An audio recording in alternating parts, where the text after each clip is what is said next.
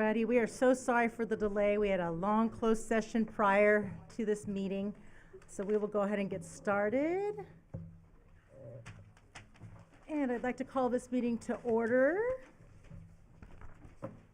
And let me get my paperwork organized. And we have the Pledge of Allegiance and Inspiration by Mayor Pro Tem Goss tonight. Okay. Please rise if you're able. Please flag. Ready, begin. I pledge allegiance to the flag of the United States of America and to the republic for which it stands, one nation under God, indivisible, with liberty and justice for all.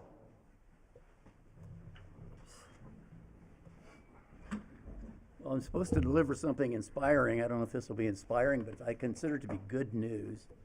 And we don't get a lot of that very often. And so I'm just going to jump in. I found an article. Well, actually, some of you are aware of this news, and I think it's worth repeating even if you are.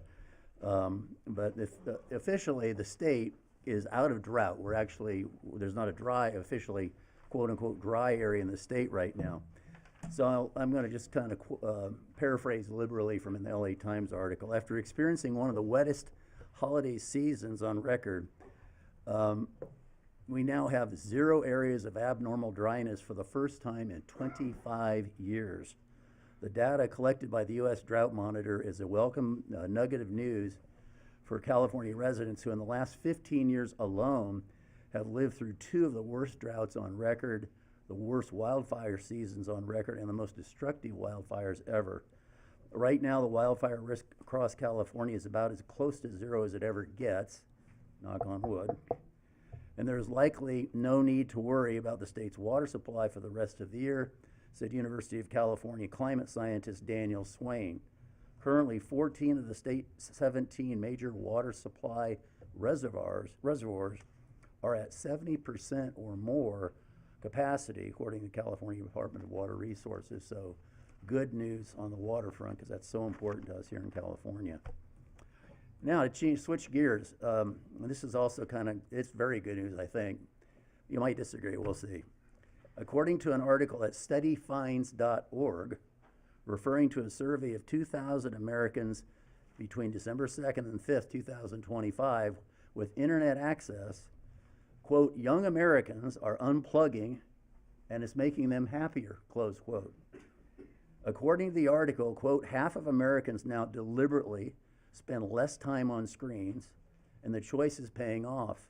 People who create screen-free windows in their day say they feel more productive, more present with loved ones, and more aware of what's happening around them. And this is really fascinating.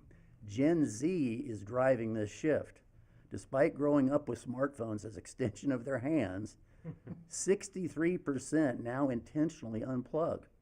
That's the highest rate of any generation surveyed. Millennials follow at 57%, then Gen X at 42%, and us baby boomers 29%. So I guess we're the most plugged in. So I thought that was kind of good news. And finally, just economic news. I'd missed this and just caught it yesterday. According to the New York Times, the International Monetary Fund recently raised its forecast for global growth, because we've heard a lot of bad news recently about the economics. Turns out, despite rising protectionism, growth is increasing and inflation is decreasing around the planet. Quote, the world economy is projected to grow faster this year than previously expected, the International Monetary Fund said on Monday, as surging investment in artificial intelligence and other technology is poised to offset the headwinds of rising protectionism, close quote. Quote, in its latest World Economic Outlook, the IMF forecasts that global output will hold at 3.3% for a 3rd consecutive year. It will go down a tad next year, down to 3.2 in 2027. Global inflation is expected to ease this year to 3.8% from 4.1% last year. So good news for the world. Thank you so much. On that note, Madam Mayor, the floor is all yours. So I thought we used to do roll call after call to order, but it looks like we do roll call now after our inspiration. So thank you. Madam Clerk, can you please proceed with the roll call? Yes, thank you, Madam Mayor. Mayor Christine Lowe. Present. Mayor Pro Tem Jean Goss. Here. Councilmember Edward Garcia. Here. Councilmember Callie Krebs. Here. And Councilmember Robert Parkhurst. Here. Madam Mayor, you have a quorum. Thank you. All right, reports from city attorney regarding closed session.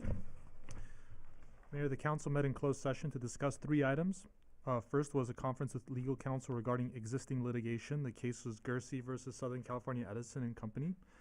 This deals with the Eaton fire, and no reportable action was taken. The second was public employee performance evaluation for the city attorney. No reportable action was taken. And the third was public employee performance evaluation for the city manager, and again, no reportable action was taken. Thank you. Madam Clerk, do we have any reports for supplemental information from the city clerk regarding agenda items? Madam Mayor, we do not. And let's start with reports from mayor and city council. City council first, please. Madam Mayor. Please. So relatively light since the last meeting. I attended my first meeting as liaison to the Library Board of Trustees last night. They had what they told me was a extra long meeting, so I guess we'll see. But it was a good meeting, and I'm very excited for the plans for the grand opening of the library. They are doing lots of really fun things, and it's really exciting to hear the planning already going into place for that. So, and that concludes my report. Madam Mayor? I'll go. On January 15th, I attended the Planning Commission meeting, and the order on the agenda was to review and approve the design review permit for the Meadows. There was one kind of outside the scope of what was agreed on, but the Planning Commission thought it was acceptable. Lot 1 and Lot 9, both on Sunnyside, are repeating models, I guess we could say, but Lot 1 kind of juts out in Sunnyside, and Lot 9 is a little bit recessed. So the Planning Commission unanimously did not have an issue with the repeating home style on that street. But I will say it was not on the agenda per se, because they were really only there to look at design review. But we had, and I see a lot of familiar faces out here tonight, we had a lot of public comment from our residents with a lot of concern about the soil up at the lower lot where the Meadows project will be built, and not just the grading, but there was concerns of tree removal and what that does to aerializing soil and what that can potentially do. So I'm sure we're going to hear some public comment tonight, but that was probably unanimously, maybe except one other public commenter, what the public comments were about. On January 26th, yesterday, I was invited to Sierra Madre Middle School to speak at the Speech, Debate, and Service Club, and I gave them a little background on how one becomes a city council member and how city government works. And it's nice to hear that the service club from the middle school is reigniting, and we're going to see a lot more of our middle schoolers around town giving service hours to the city and organizations around the city. And that concludes my report. Love that. So on January 15th, there were 2 CPA meetings. At one of them, we adopted new electricity rates that will take effect on February 1st. And those range, so there's 3 options. The lowest range will be about 1% less than Edison's current rates. And then the highest range will be 7% more, but that gives you 100% renewable energy. On January 20th, the Cal Cities held an e-bike roundtable, and there were more than 200 representatives from cities across California. Some of the key takeaways from that is that most people don't understand the difference between e-bikes and e-motorcycles. Hospitals are seeing a dramatic increase in injuries from e-bikes. They're more like motorcycle accidents than bike accidents. Many of these transportation devices that are out there right now can be modified with aftermarket parts, which increases their safety risks. Cities and counties are developing ordinances restricting the age and use of these transportation devices. And some middle schools are now requiring safety classes and permits to park e-bikes at school. In addition to myself, Police Chief Barrientos attended, and he may have some comments later on tonight. But I do think that as we think about the community bike ride, considering a safety session might be around e-bikes might be a really good thing. On January 21st, the Natural Resources Commission held its meeting. I was not able to attend, but I got a report out from Chair Nelson. And there were two things on the agenda. They discussed the options for an LA County grant. And this same information was presented to the Community Services Commission. And we've got some money for our parks, open space parks.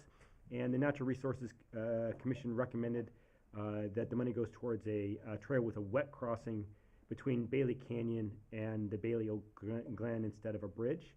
This is something we'll be coming to council for our discussion in the future, so we've got some input from them on that.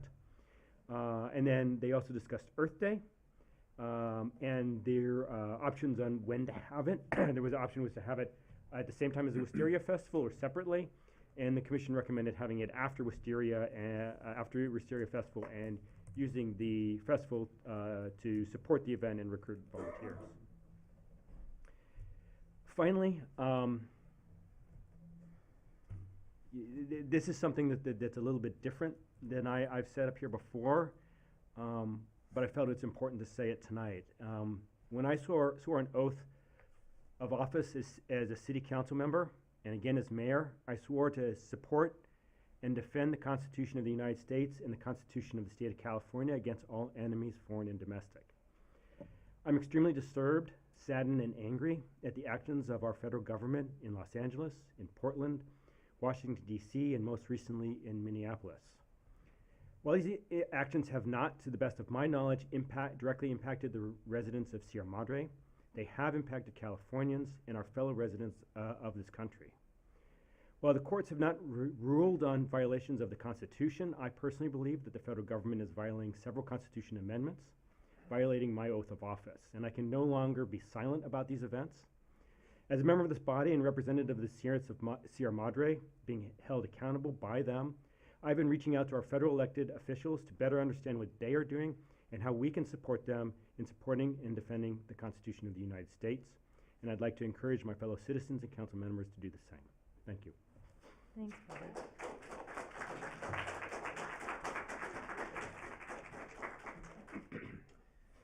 I'll keep this short. I have just two items. On the 15th, I attended the Council of Governments meeting in Monrovia. It was our first meeting of the year with our new president, Ed Reese.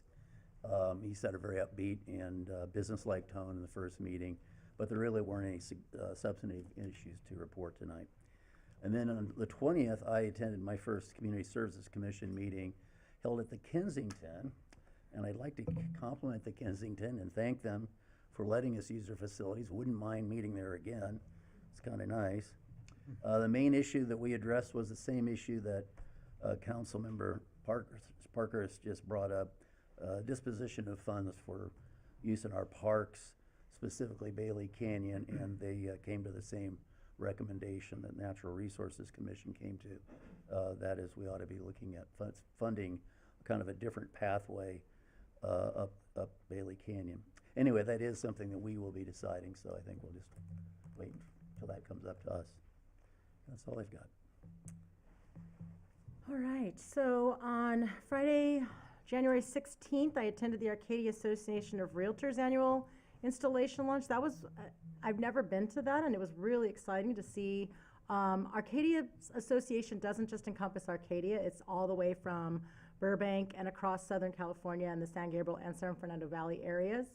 So it was really exciting to see representatives from Sierra Madre as well as elsewhere.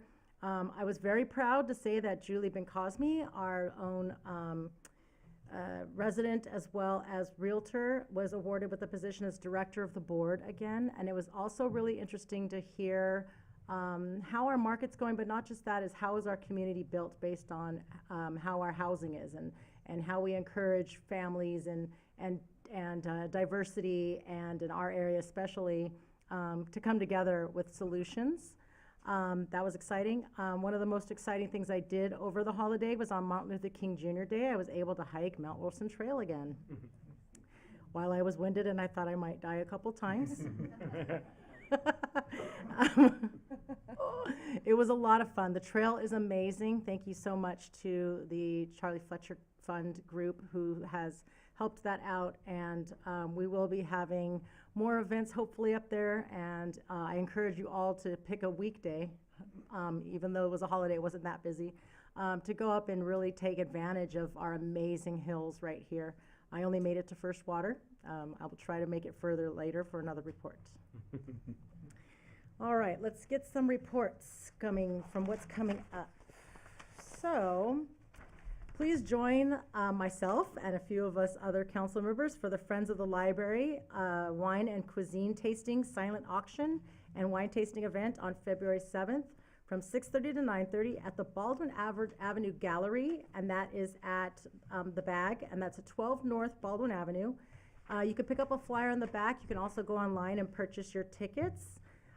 It's always a fantastic event, and if you don't know this, the Friends of the Library are the ones who do a large majority of the programming for our library services. So all the programming you see, they help donate towards that. They're also helping with the remodel of our library and the interior. So they have an extremely important role, and this all the funds that you donate will be going towards that. The Hart House is hosting a senior Valentine's Day social on February 12th from 3 o'clock to 5 o'clock. Last I checked, to be a senior now, you just have to be about 55 years old. The Hart House will also host a Senior Sweetheart Bingo on February 19th from 12:30 to 2:30 p.m. And the Sierra Madre Community Services Department and Senior Community Commission are now accepting nominations for the 2026 Older American of the Year Award. Such a title. There are nominations forms in the back. Do we have those available online? I'm not sure. We'll have to find out, but I believe they could be online too. Please nominate an Older American of the Year for our city of Sierra Madre. And finally, today we did have a press release in response to the questions and concerns of the residents. The city of Sierra Madre is providing an update on the Bailey Canyon at the meadows at Bailey Canyon, and the proposed development, and about the newest measurements and some other information that I'm sure a lot of you guys are interested in. I'll refer to our city manager. Thank you, Mayor. At the city's request, Toll Brothers commissioned a neutral third-party supplemental soil report, which is now publicly available online at sierramadreca.gov/meadows. Before any grading permits are issued, the city will review the report, and if contaminants exceed county or state public health standards, appropriate mitigation measures will be required to protect public health and ensure regulatory compliance. In addition, the city has also posted a post-entitlement project timeline and all related documents, including soil management permits and dust control measures, and will continue to be publicly available to ensure transparency. So again, I encourage everybody to visit sierramadreca.gov/meadows for more information. Were there also, I know prior we did have soil testing done. I believe the Little League and Softball League did soil testing earlier on our public lands. Could you tell us what those results were?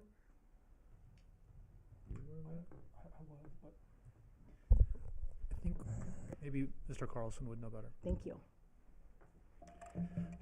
Thank you, Mayor. Yes, you're correct. It was very gracious of the Sierra Madre Little League and Sierra Madre Girls Softball to not only test their diamonds, but they also tested at Turtle Park. They tested at Sierra Madre Elementary and Memorial Park, and there were no exceedances found.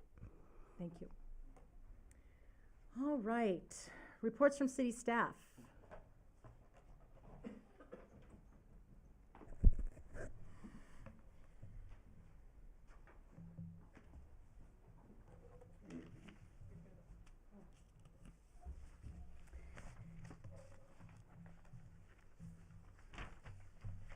Good evening, Madam Mayor and City Council. Thank you for allowing me the time to share some exciting news with you regarding our fire department. We're going to be taking part in a pilot study looking at the use of ultrasound in the pre-hospital setting. We're only one of 2 departments in LA County that will be collecting and presenting data that will likely be published in the future. Approval came from both state and local EMS agencies and has been a collaborated effort between physicians, educators, local hospitals, and Department of Health Service officials. Ultrasound is currently being utilized in about 4% of agencies nationwide, so we're truly to get to be on the cutting edge of advances in EMS. It's being used in cases of trauma to detect internal bleeding, collapsed lungs, cardiac injury. It's being used in cardiac arrest to confirm cardiac rhythms, to eliminate or shorten pulse checks, which takes time, and shortening time off the chest in compressions, which we know is essential to survival. It's used procedurally in assisting with placing difficult IVs or difficult intubations. But for us, we're really looking at lung ultrasound. So we want to be able to distinguish between different etiologies in respiratory distress. So things like bronchospasm or asthma, is it pulmonary edema or CHF? Are we giving albuterol? Are we giving nitroglycerin? Are we utilizing CPAP? It really allows us to confirm and guide our diagnoses and treatments. Currently, there's a little bit of data out there, not much, but paramedics are accurately interpreting ultrasound images with about 98% accuracy, which is similar to that of trained physicians. This has impacted both treatment and transport decisions in about 50% of patients. Additionally, it has expedited treatments in the hospital setting upon arrival. For us, training is going to be held in March at Station 41. The education is going to be delivered by physicians in LA County that we're currently collaborating with on this study. And potentially we will have some medical models on site to provide hands-on experience and practice. We're going to be utilizing the Butterfly POCUS. It's essentially a handheld device that connects directly to our iPhones and tablet, and it automatically syncs all the data. So what benefit does this bring? Well, last year, respiratory distress accounted for our 4th most common chief complaint in Sierra Madre. So we're going to be able to bring a better service to many in our community and advance the treatment that we already provide. Not only that, but we get to be on the forefront of advances in EMS. The goal of the data Sierra Madre is collecting is to get approval for use by all agencies in LA County as an optional scope of practice. Lastly, we're excited and thankful to share that the purchase of the device has been made possible through donations from the community. So we really get to put the funds right back into Sierra Madre. With that, I just want to say thank you for the opportunity to share our excitement with you, and I'm available for any questions you may have. Madam Mayor? Yeah, so we're one of the unique departments where I think all of our membership are also paramedics rather than some that have just EMT training. Correct. So will the whole staff be trained on this? The whole staff will be trained. We currently have 2 EMTs, and the rest Okay. are all paramedics. Yeah, so everybody's going to be trained.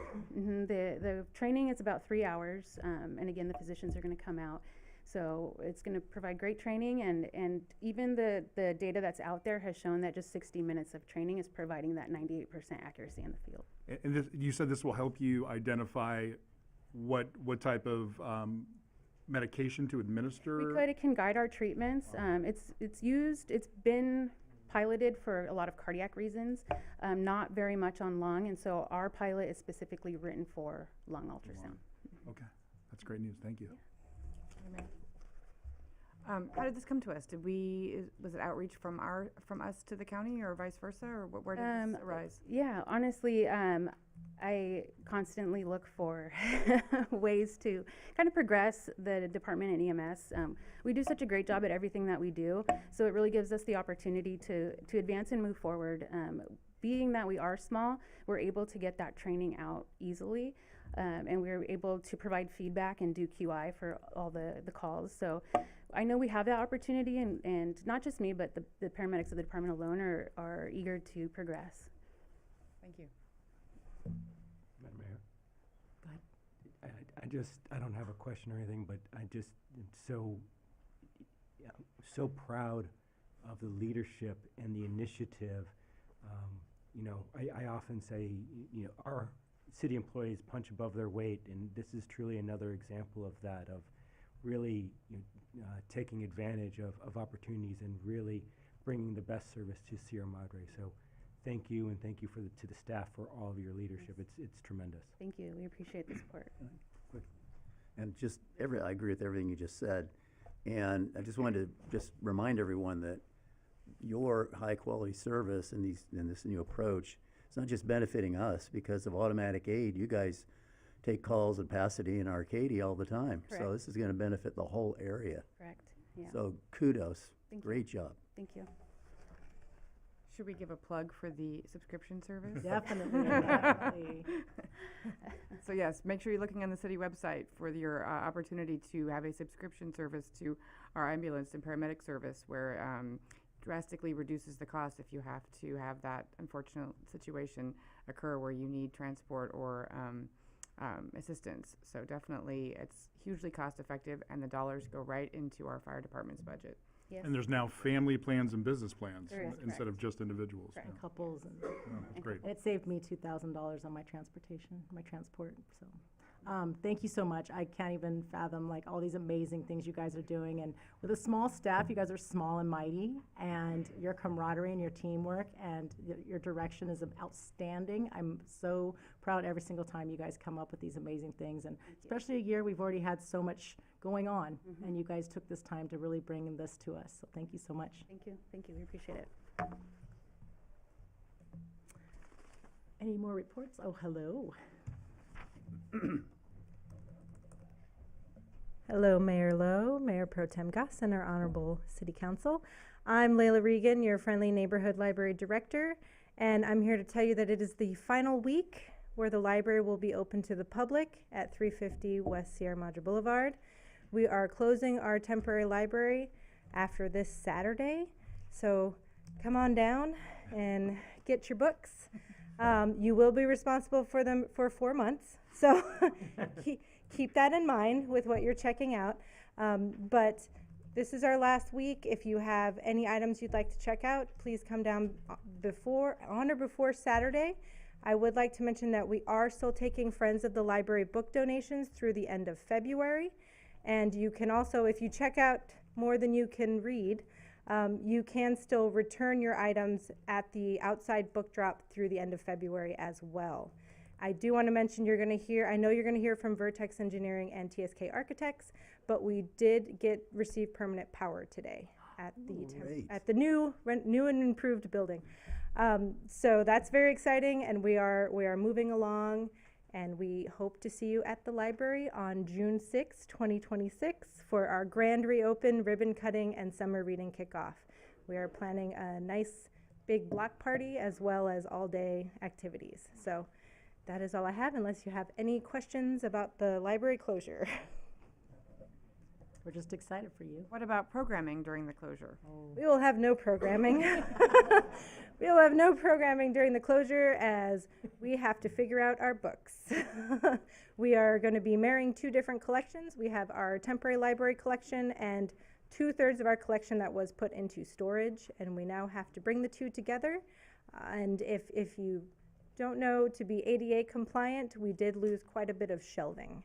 So, we wanted to be ADA compliant. I'm just saying we're going to have a lot of books to sort through. And how many books should people be checking out this week on or before Saturday? As many as you'd like, but again, be conscious that you have to know where they are for the next 4 months. Don't lose We will them. be closed through May, so we will not be seeing you again till June, unfortunately. You will probably still see us online, so please check our social media for any updates, as well as the city website. Thank you so much. Any other reports from city staff? All right. Let's move on to presentations. We have a presentation this evening from Vertex Companies.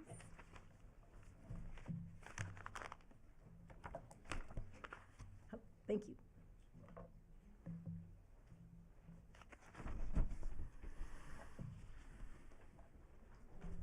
Yes, Madam Mayor, Mayor Pro Tem and Council, I'll introduce Vertex. We have Nathan Donsker with Vertex Engineering, and he'll be supported by Jonathan Reichert, who's with TSK, who are the architects of the project. So they'll give you a little brief overview of where we're at today.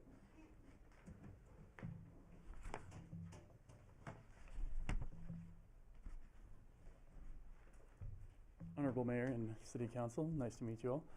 If we want to go to the next slide. Like Layla said, we did receive permanent power today. We do have a lot of activities going on right now. Elevator installation is now complete, and we are looking to get state sign off here in the next 10 days. A lot of interior finishes, including painting, millwork, cabinetry, and ceiling tile are going in. System startups, now that we have permanent power, we've got our HVAC subcontractor was out today to start power. And then we're looking at fire and life safety as well as plumbing in the next couple of weeks. Exterior steel canopy installation has started, and asphalt prep and paving prep and grading has begun.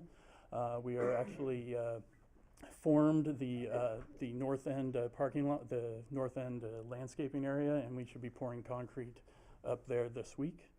And looking into coming up events, so we'll be installing flooring probably the second week of February as well. Next slide. Some very important dates that we've been looking at and we walked through today with the contractor is receiving life safety inspections mid-February. Paving will be started and completed by the 19th, and final inspections and pushing for TCO the week of the 26th.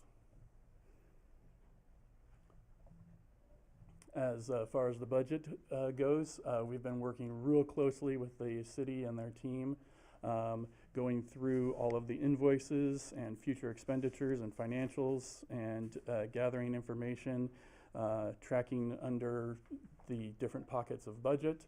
And currently we are tracking under budget by approximately $600,000.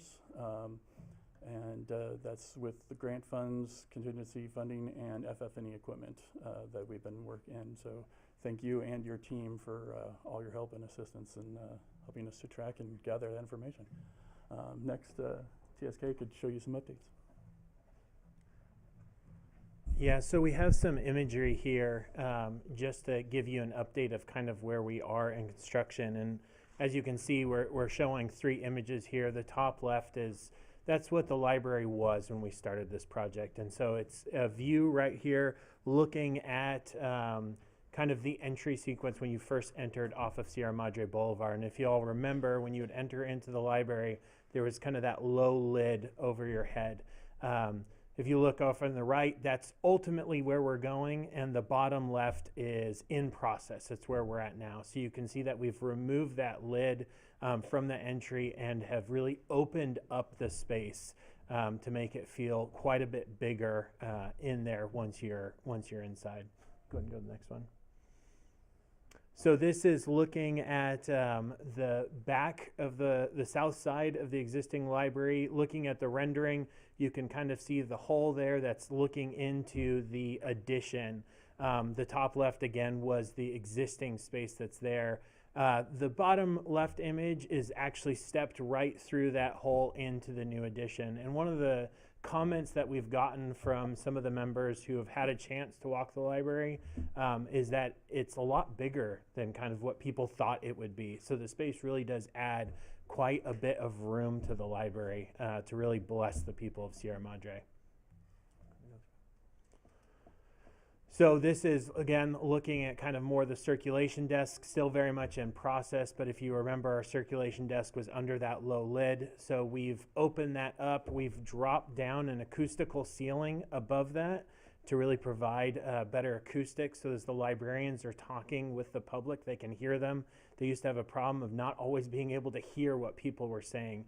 So we're really trying to improve that. And again, while opening up the area so that it really kind of emphasizes the mid-century modern grand space.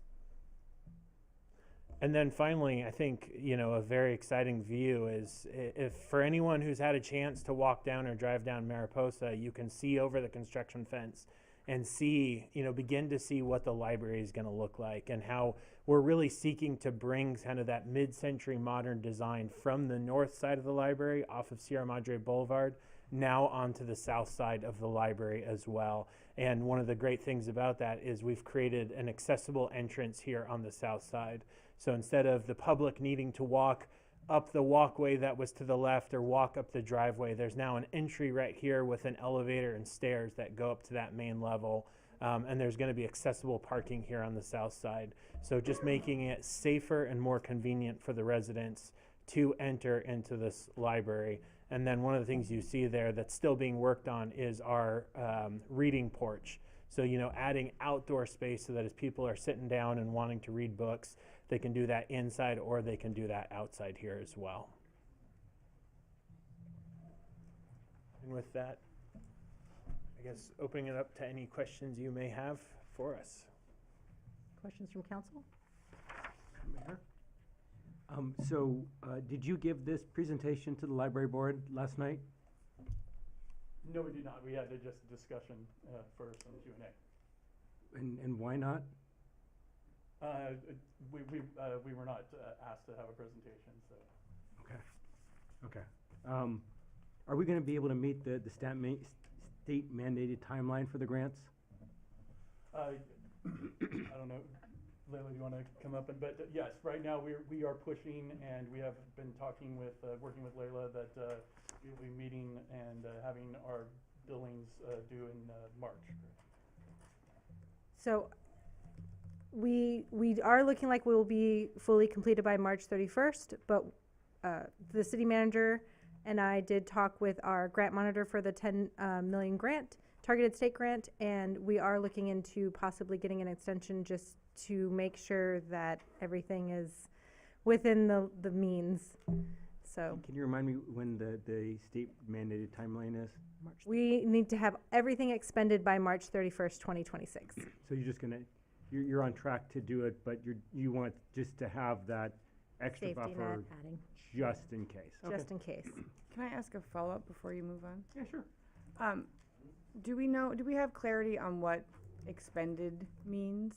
Because I know there's been talk about, you know, when bills are payable, when the work is done, and obviously, you know, is it the fact that if the work has been done, you know, whether or not we've actually cut the check, or, you know, if the funds have been earmarked for the work that's done? I mean, can you just explain a little bit? Because I think there's been a lot of confusion about what, you know, expended really means. Absolutely. Thank you, Councilmember Krebs. We have to have the work finished by March 31st, and then we have a 45-day encumbrance. So we have, as long as the work is finished by March 31st, we can pay up to 45 days after March 31st. And for clarity, we've been paying as we go. It's not like we have $10 million sitting in a fund that's waiting to be paid. So there have been many, if not most, by percentage, actually already paid out for the work that's been done well in advance of the deadline. Correct. Otherwise, Vertex and TSK would not be here. Can I ask a follow-up to that? As a follow-up, Layla, sorry, Director Regan, is that transparent? How do we see those numbers? How can the public see what's been going on with The library does have thank you for the question, Mayor Lowe. The library does have a transparency page on our website. If you go to the library's main page, we have an in the news section, and we link to our transparency page. It also includes everything we've done prior to receiving the grants, including our accessibility plan, our, you know, everything from like 2017 to today. It also has links to all of the recordings that we did with TSK and Vertex as far as public meetings go. So all of the grant information is there. I tried to do a brief paragraph that highlights what funding is coming from where and how it's being used. Those are also in the city council's demands and warrants. Correct me if I'm wrong, right? Yes, I believe the warrants include what we've been paying out to TSK, Vertex, AMG, and TSK again. Thank you so much. Are you done? I have one more. I'll follow. Okay, thank you. What updates are you giving to the board kind of going forward to keep them, you know, knowledgeable and all this, the board and the friends and all of that? You know, everybody's really excited about it. Everybody's also a little bit nervous about it, you know, because we've got this big looming deadline and this really big pot of money we don't want to lose. So, you know, like, what are you doing to make sure that, you know, you've got the transparency page, that's great. I know you do a great job on social media, but can you talk about some of the other places of how you're getting the word out on this? Absolutely. Thank you, Councilmember Parkhurst. We also have a library ad hoc committee. So that also meets once a month with Vertex, AMG, TSK, and it includes the Friends, the Library Foundation, and the trustees, as well as library staff. So that is the main one. We're making sure we have, oh, and City Council. Don't forget, Councilmember Goss does show up. That has been a great way to make sure that the information that is getting out is cohesive and it's not different, you know, being different between all the different organizations. In addition, as you mentioned, we do social media and we try to do press releases as we can. Thank you. So, I've been going to those meetings for about a year, and generally pleasurable meetings, good news most of the time. And I appreciate your professionalism, both of you gentlemen. I heard some new news tonight, $600,000 under budget. Hadn't heard that last time we met. So I'm kind of wondering if there's any way we know we're going to end up anywhere close to that when we're all done. As we've been tracking this since the project has begun, and then in the last few months, we have actually been working closely with Layla and her team and the City Council to collect all of the invoices that have been expensed on the higher end. So we have collected everything, are tracking it within a spreadsheet, and we have been discussing it weekly, and we put together a final presentation looking at where we are and where we are going to be between now and the end of the project in March, and we have delivered that to Layla and her team as well. That's fantastic. I do want to give special thank yous to Satnam in the finance department. She really helped whip the finance on our side together. And I do want to mention Vertex also does track our FF&E expenditures. So they're not only tracking they're tracking the entire project budget, including FF&E, which is fundraise, including the grants and the reserve funds and everything in between. So if that's an excess, does it get returned back to the state? Do we have a way to spend it within the 45 days? Where is that Yeah, money? where's it going? No, where's it coming from, I guess is probably well, the is it question. Like, grant? where are we saving? Thank you for the question, Mayor Lowe. We plan on returning that to the reserves. If there is any leftover, it will go to the reserves. I think we'll have no problem spending 10 million for the grants, and we'll have no problem expending all the funds for the grants. So if there is any remaining balance, it will go to mitigate what was taken out of the city Balance reserves. not from the grants. No. Yes, no, Thank we're you. not returning. Thank you. We're gonna try our best to make sure we use as much as And we we're not can. putting reserve money in from our grant, correct? Yes. Yeah. On that, I mean, if someone, I don't know if it's you or someone from finance or city manager, wants to talk a little bit about the source of the money that the city contributed. I know that one of the grants was matching, and so we had to provide city funds. I know also historically, we had set aside actually quite a lot of money before this project was funded with grants to be able to do just the basic maintenance that the library required just to be habitable, you know, new roof, ADA, all of the things that had been not done for many years. And those monies, I think, would have been well in excess of what we ultimately set aside, both for the matching and for any other contingency. So maybe it would be helpful to understand whether that money's been budgeted already, such that, you know, reserving it, bringing it back to the reserves, where does that get credited back? And, you know, are there opportunities to use those funds for library-related items that might be, you know, for example, I know some of the FF&E is yet to be finally fully fundraised, or are there other areas in which those funds could be used for this project, such that because they're already earmarked for this project? Thank you, Councilmember Creeps. To give a brief recap, we had received two grants: the Targeted State Grant, which was 10 million, and the Building Forward Infrastructure Grant, which was 334,210.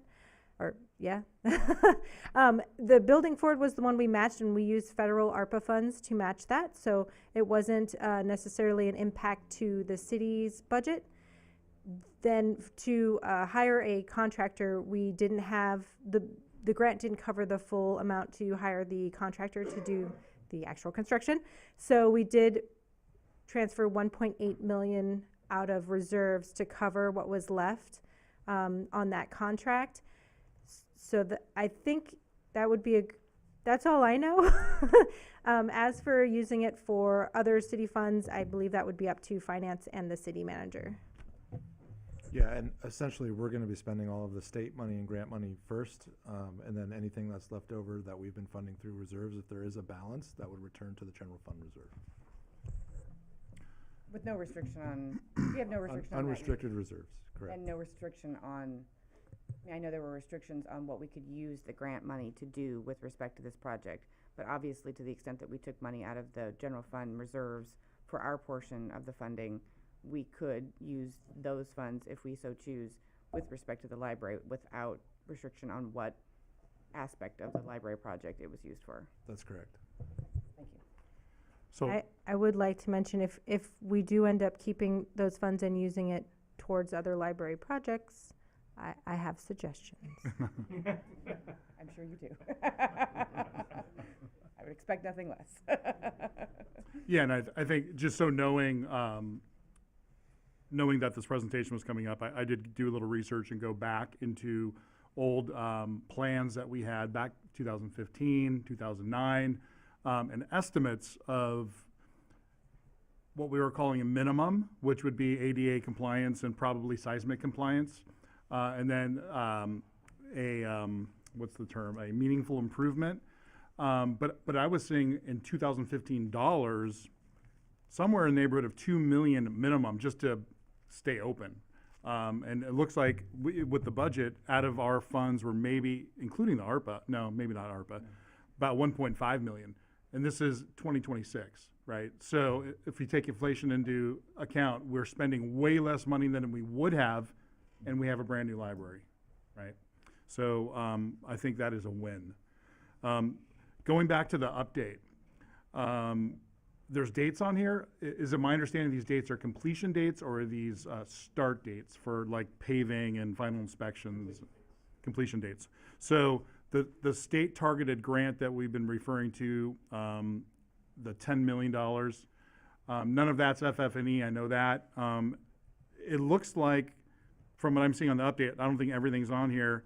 Maybe paving is kind of one of the last things, and that's February 19th. Is there anything that we anticipate for the state targeted grant, $10 million, that would be beyond paving? I guess the inspection for the elevator has happened at the beginning of March, but it looks like everything's on track to be done by the end of February? So the good news is that these dates were what was given to us on our last update that we talked about to the library that I think had raised some concerns.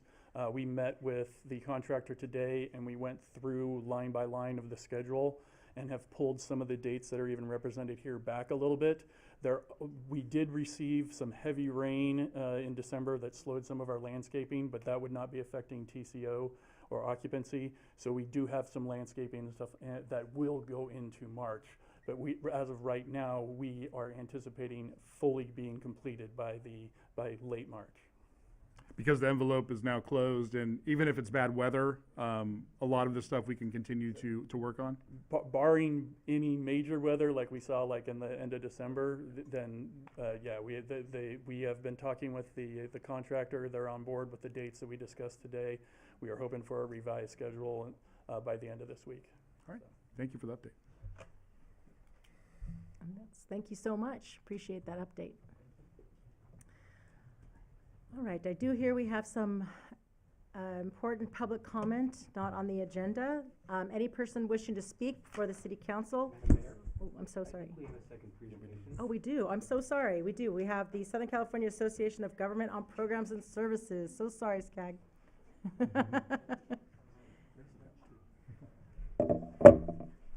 Okay, well, thank you so much for having me here today to share about the work of the Southern California Association of Governments and what we do on behalf of our 191 cities.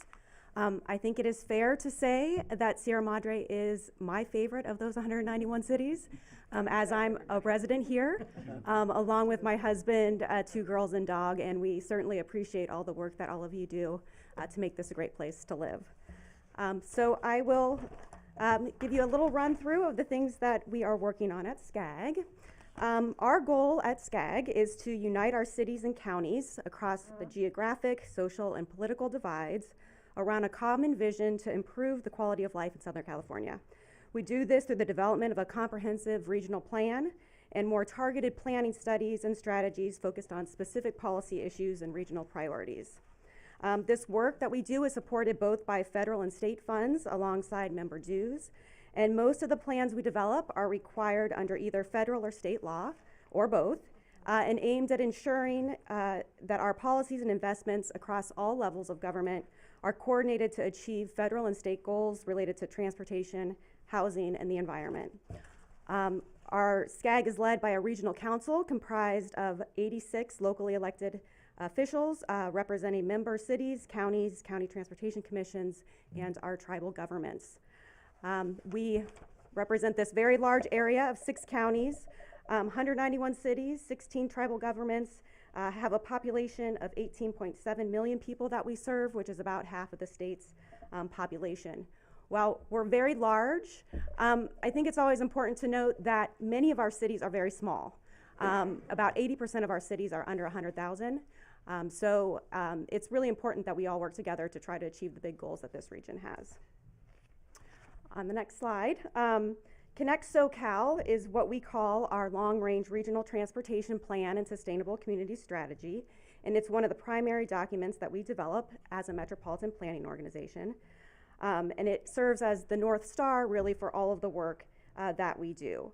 The vision of this plan is that Southern California will become a healthy, prosperous, accessible, and connected region for a more resilient and equitable future. Easy, right? So I know that's something we're all working towards. On the next slide, we highlight the major policy areas that the plan is focused on. So we work on issues of mobility, communities, environment, and economy. The plan is updated, and these policies here are updated and revised every 4 years. I'll just point out a couple. The ones that are bolded and with the asterisks next to them, those are the policies that were integrated into the last plan that we adopted in 2024. So in the mobility area, you will see that we have an increased focus on technology and technology integration, ensuring safe and equitable development of transportation technologies and services. So everything from thinking about autonomous vehicles to the e-bikes that you talked about earlier on. On the community side of things, with the housing crisis continuing to be a primary concern across the region, our last plan places significant emphasis on both understanding the development patterns in the region, but also incorporating best practices for accelerating housing production. We were also very much interested in the last plan as we looked at our environmental issues about how the region would become more resilient as we deal with issues related to climate change. And on the economy, we were focused on the impact of new technologies in transportation and our growing need to build a workforce to support the clean transportation technologies and our transition to a zero-emission fleet. So these are just some of the areas that were emphasized as we updated our plan the last cycle. On the next slide, although our plan has expanded in terms of its policies over the course of time, the core investments in our plan are still related to transportation, and this reflects both the revenues and expenditures that go into our plan.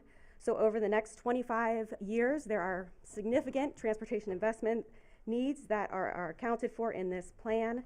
It's a total of $751 billion in projects that are in the plan. If you look on the revenue side, most of the money that supports our transportation system comes from state and local sources. So those are the orange and green bars on the graph, with a smaller share of funds coming from the federal government and new revenue sources. On the expenditure side, the largest share of our funds goes to operations and maintenance. That is everything reflected there except for the orange. In the orange, we leave about 40% of our resources for new capital improvements.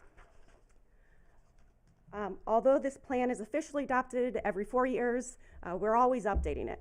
And I just wanted to, don't want you to dig into all the details here, but if you just look at 2026, this is a very busy year for us. This is the time that we're going to kick off the policy discussions with our board about updating those policies that are in our plan. We will do what we call our local input process, which means we'll meet with all 191 cities and all the counties across the region to better understand their anticipated development, and we'll develop a growth forecast that reflects where that development is planned to occur. And we'll also work with all of our county transportation commissions and get the list of all of their projects and investments to pull them together into the update of our plan. And then in the following years, we release a draft, we analyze where the various gaps are and come up with additional strategies in order to meet the region's goals. So the implementation of our plan, it's great to have this fabulous plan, but if you don't implement it, it doesn't get us very far. But the responsibility for implementing a plan of this size certainly falls on not just one agency, but many agencies across the SCAG region, and it's implemented through federal, state, and local governments. Our primary role at SCAG, we are a planning and funding agency, so our role is to collaborate and support our partners in the implementation efforts related to our plan. And we do this in several different ways. We lead efforts around collaboration and policy leadership. So a critical element of this work includes bringing our priorities to Sacramento and to Washington, D.C. to try to bring more resources to Southern California in order to support transportation and housing goals. This year, we're focused on the modernization of a bill called SB 375 and on climate cap and trade renewal in order to bring more resources for climate planning and climate implementation projects to our region.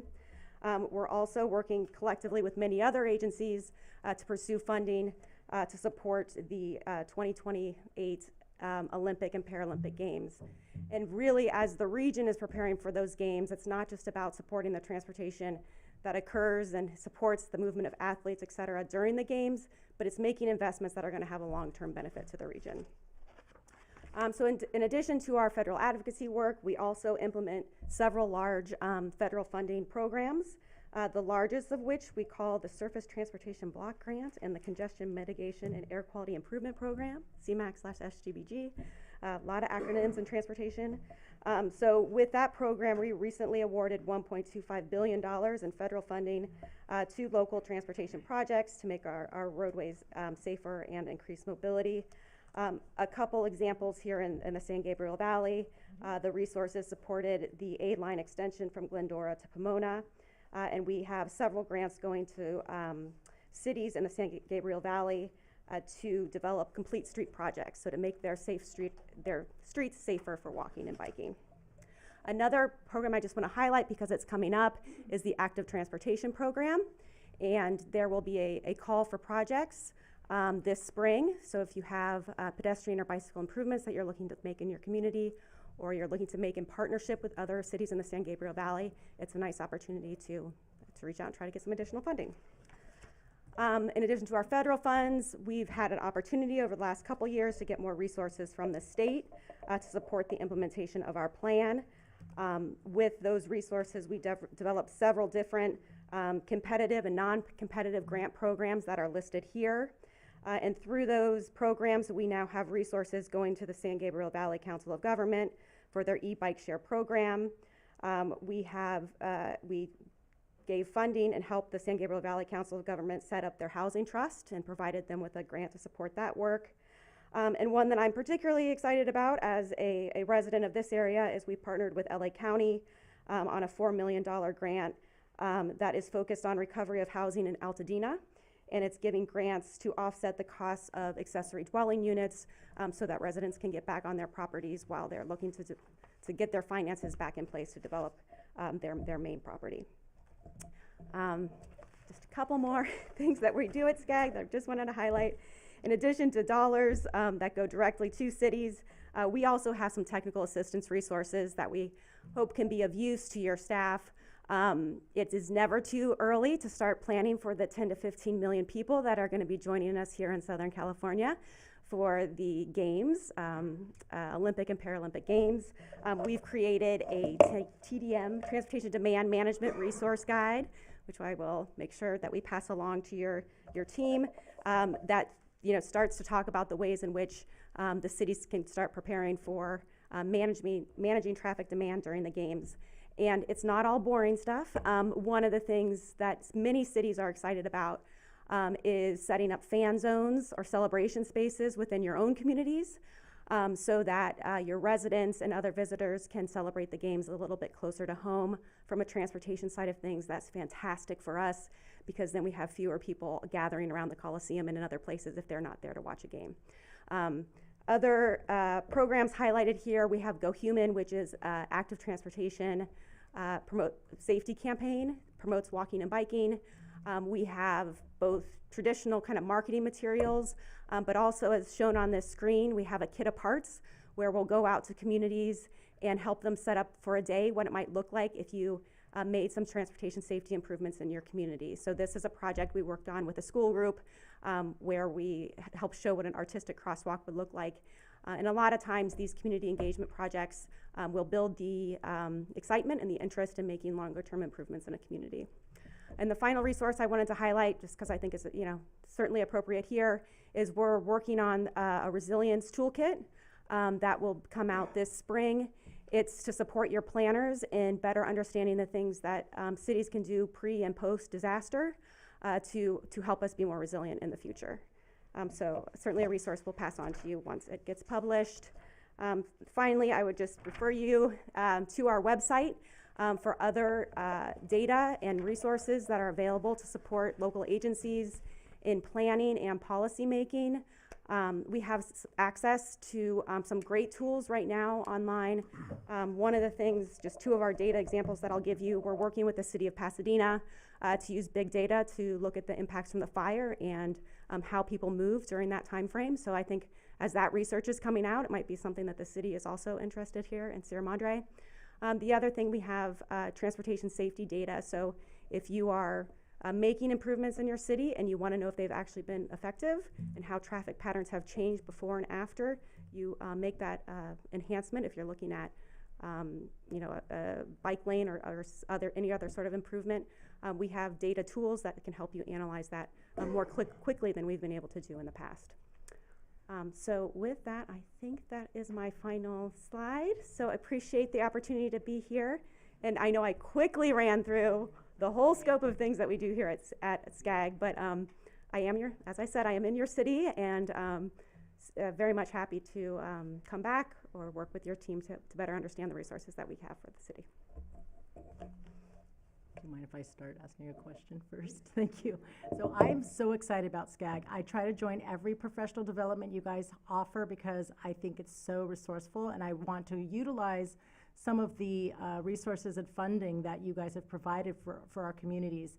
And I don't believe in reinventing the wheel in many senses. I believe in educating. Obviously, I'm an educator, and so what I really value is we have had a long discussion in our city, if you've not seen council meetings prior, about safety, walking to school and our students not being safe. And one of the chief complaints we get from our residents is how our traffic is not safe and how unsafe our community is, relevant to ourselves, of course, but I really love to have you, if it's possible, to come to our community services and natural resources, if that applies, meetings, and actually present some of those specific tools that you guys already have that we could use and take right away and put in front of the schools. I know the signage was amazing. Mm-hmm. We were talking about e-bikes and all these things, and even asking for traffic studies and putting together all of the data that we've had already done and all the studies we've done with traffic coming down after the meadows and coming around the schools, increasing in enrollment at certain and new schools popping up in our area. So if we could understand how to put that data together, and if you have that toolkit to show the changes with our enhancements, that would be fantastic. So thank you so much for presenting all that. Is that available to us? Oh, we'd be happy to do that. I mean, as you might imagine, in the 191 cities, most cities, their biggest issue is school traffic, right? So we get this issue a lot, and we've done a lot of work with different cities to craft solutions around their particular challenges that they face. That is why we developed the Go Human program, and it can be very much tailored to how the community wants to address their issues. So happy to bring that team out here and talk to you about how we might be able to support. Thank you so much. And I will benefit from it too. Get me out of that traffic line on the way to school. Anything else? Yeah, I just want to comment. I think it was about 4 or 5 years ago. I was a delegate, and you seek me out individually, and I appreciated that. Because to me, at that time, SCAG, you know, for me, it's predominantly housing and transportation. I know it's economics and resilience as well. But then we met again at an economic update conference, and you asked me, like, what can we do better? And I said, I feel like the little cities are just kind of underserved by SCAG. It seemed like everything was for cities that were hundreds of thousands and above, because the large transportation issues were really at the forefront. And I'm happy to see like things such as the Complete Streets program and the Active Transportation program. That's really kind of seems like it's tailored to cities like Sierra Madre. So thank you for listening and trying to implement some of those things, because those are really important to our community, as the mayor mentioned. And former mayor has mentioned that we're really looking for a good circulation plan around the city for active transportation, cars, safe, bikes, and walking, because we could always do better, and we've heard from our constituents that we can, and so that's something we want to do. So I hope that we can work along with you and hopefully get some funding for some of these things. Yeah, and because you have so many destinations within Sierra Madre, this is a great place to promote walking and biking, because there's a lot of places that people want to be able to get to, and they can use walking, biking as a mode, because you don't have to drive to get everywhere here. So we're happy to work with you on that. Great, thank you. Thank you. Madam Mayor? Yes. So you spoke right to my heart with that last comment, so thank you so much.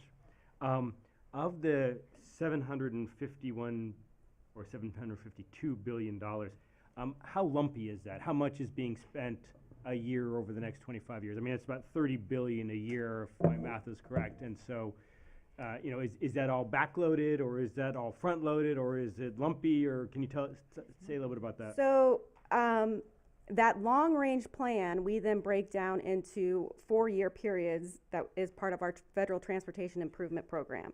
And so in the Federal Transportation Improvement Program that we just approved, it's $38.8 billion. Okay. That's so over 4 years. Yeah, that's for 4 years. Got it. Yeah. So some of when we develop that estimate, some of those dollars we don't have in our pocket yet, right?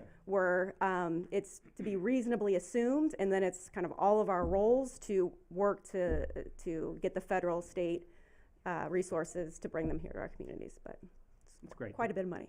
It's huge. That's very helpful to know that. You said about the Active Transportation Program, you're going to have a call for projects this spring.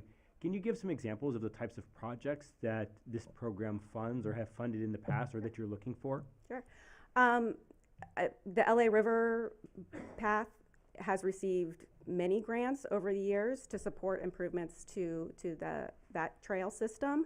Others you might be familiar with, if you spend much time in downtown Pasadena, they redid Union Street and put in, they call it a cycle track, and some additional enhancements for bicycles and pedestrians. That project was supported by the Active Transportation Program.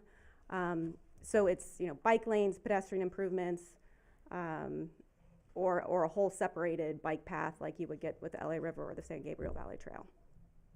Got it. Those grants, when you're working with federal and state dollars, as maybe from your previous presentations, it can be challenging. There's a lot of administration that goes along with some of these grants. So if you are to pursue them, I would be happy to work with you to talk through what that process looks like, and maybe help you think about some partnerships as well, either with the San Gabriel Valley COG or with other neighboring cities that might help just get the biggest bang out of the buck, because if you're not used to working with these federal and state dollars, it can be very tricky. Thank you very much. Thank you again. Sure. Thank you. All right. Sorry to preempt this before, but I will start again. Moving on to public comment for items not on the agenda. Any person wishing to speak before the City Council is asked to complete a speaker card and provide it to the City Clerk prior to the start of the meeting. That's not, you may fill it out anytime now as well. Speakers are generally limited to 3 minutes. We're going to keep to that 3 minutes so that everyone has a time to be heard. and may not be delegated. Any changes to the allotted time will be announced prior to the comment period. Under the Brown Act, the City Council is prohibited from discussing or taking action on any items not listed posted on the agenda. We're only allowed to take action on things that are on an agenda. So we can agendize it for later, but we can't talk about it and agendize it now. I am not going to read this next part, and I would recommend we probably remove that statement about having to speak from the podium and not allowing people to come from the seat, because I know that we have some new laws incoming regarding accessibility and encouraging people to participate in our city council meetings. And so I think we should be able to hand them a microphone if they can't make it to the podium. I don't think that should be a barrier for you coming to speak to us. So, Madam Clerk, do we have any, shall we start with the public comment? Madam Mayor, could I just make a Yes. clarification? I know there might be folks here commenting on something that's technically on the agenda, but would probably fall within public comment for items on the agenda. I think anything with respect to our presentation would fall into this category, because we did not take separate public comment for the presentation. So if anyone's here to provide public comment on either of the presentations, this would be the time to do it. Thank you. Very true. Thank you. Madam Mayor, the city clerk's office received 3 emails on items not on the agenda that were forwarded to the city council in advance of this meeting. The emails were uploaded to the city's website for transparency and public inspection. Those emails were from Jean Pfaffinger, Christy Kadarian, and Amy Wasson. There are 6 speaker cards submitted for this evening. The first of the 6 is from Nancy Beckham. Not sure if she's still here. She's still here. Good evening, Mayor and City Council, and some people who I saw at the Planning Commission meeting a few days ago. I have just 2 areas that I want to concentrate on tonight, and I'm going to be very brief. I saw Ed Garcia at the Planning Commission, and I had just gotten off the phone with the Lake Tahoe Bear group, because they told me when I called them that apparently there's somebody down here that has reached out to work with that group to help us, because, I'm sorry, Fish and Wildlife is a joke. I called them 4 times and they never came to my house. And what you don't know, the bear that moved in under my house, and Ed has a picture for all of you to take another look at with all the information from that bear league. This is the same guy that moved over to Altadena Drive and decided to stay for 2 months. He did that because we finally got a very well-made crawl space cover made out of metal and heavy wire mesh, and he couldn't claw his way in the 6th time. Sadly, my dog is now having apparently episodes.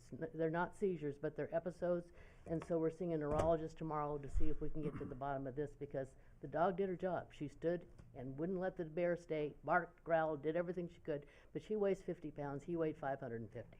So there's a little difference going on there. However, the real reason I wanted to come today was the concern that we raised at the Planning Commission regarding the fact that the ground up at the Meadows had not yet been tested. I'm bringing you a copy of my ground testing that was done on my house, because the people who are my lawyers who are working with me in my lawsuit against Southern California Edison and what happened to my home did this, and this is part of what the law firm does, which is Singleton and Shriver. But let me just highlight a couple of the paragraphs, because evidently the real concern, which surprised me, I thought stupidly, because the trucks went up and down the street for 5.5 months from 7:45 in the morning until 5 o'clock at night. I thought the real problem was going to be the front yard. It's the side yard where my driveway is, because it's like whatever was blowing in the wind got caught between my house and how high it is and the next door neighbor's house, and so that stuff is where the real problem is. They suggest that I have the 3 to 6 inches of topsoil removed. My problem is my house was built in 1922. It already has the driveway put in. It already has the lawn put in. And yeah, I'm going to be going to spend a lot of time at Armstrong getting as much compost as I can, because evidently if you put the compost on the lawn as well as in the garden beds, the compost starts to break down whatever these heavy metals are that are in our soil. And apparently I have an uncomfortably high content in lead, 69.7 milligrams. And rather than taking your time and getting into all the details on this, I'm just going to give this to Ed. You can make all the copies you want, but this is the content of my soil at 337 North Lima. I am about a quarter of a mile from the monastery. I am just above, and I'll go back and say this again so that it ends up on your video. I am just above Grandview, 4 houses. So I have Grove Street between me and where I am on Lima, but that's an awful lot of lead and a lot of cadmium, a lot of mercury. We know the mercury came from batteries. I don't know where barium came from. And I was talking to someone else before this meeting began because I have no idea where we get barium. But that's the whole packet. Ed, do what you want to with it, make copies. It's not going to bother me a bit, but it's an 18-page receipt of what's going on with my ground. It's not pretty. But the good news is, if you can get somebody from that bear group and train some people down here, we're going to be so much better off than we ever were with Fish and Wildlife. Thank you guys for listening. Madam Mayor, the next speaker is Deb Sheridan.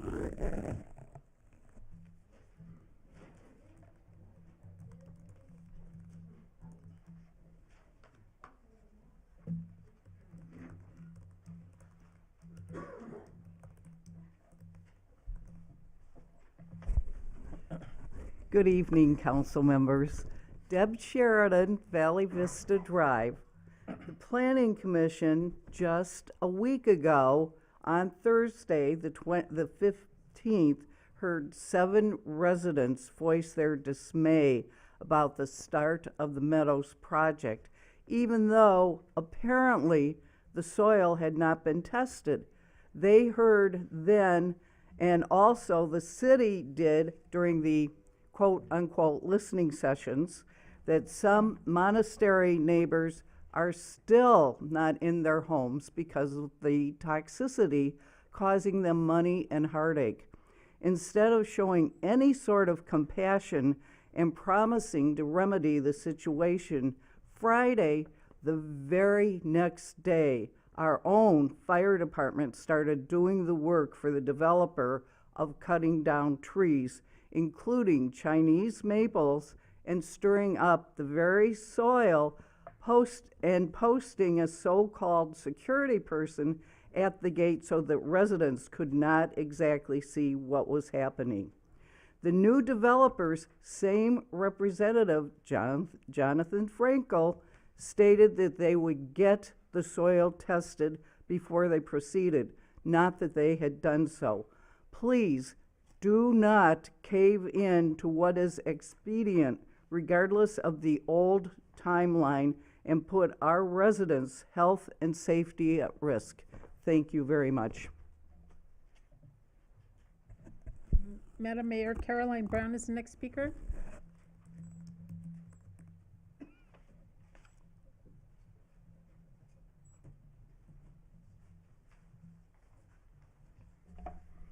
Caroline Brown, Alta Vista Drive. I've been in the canyon for 53 years.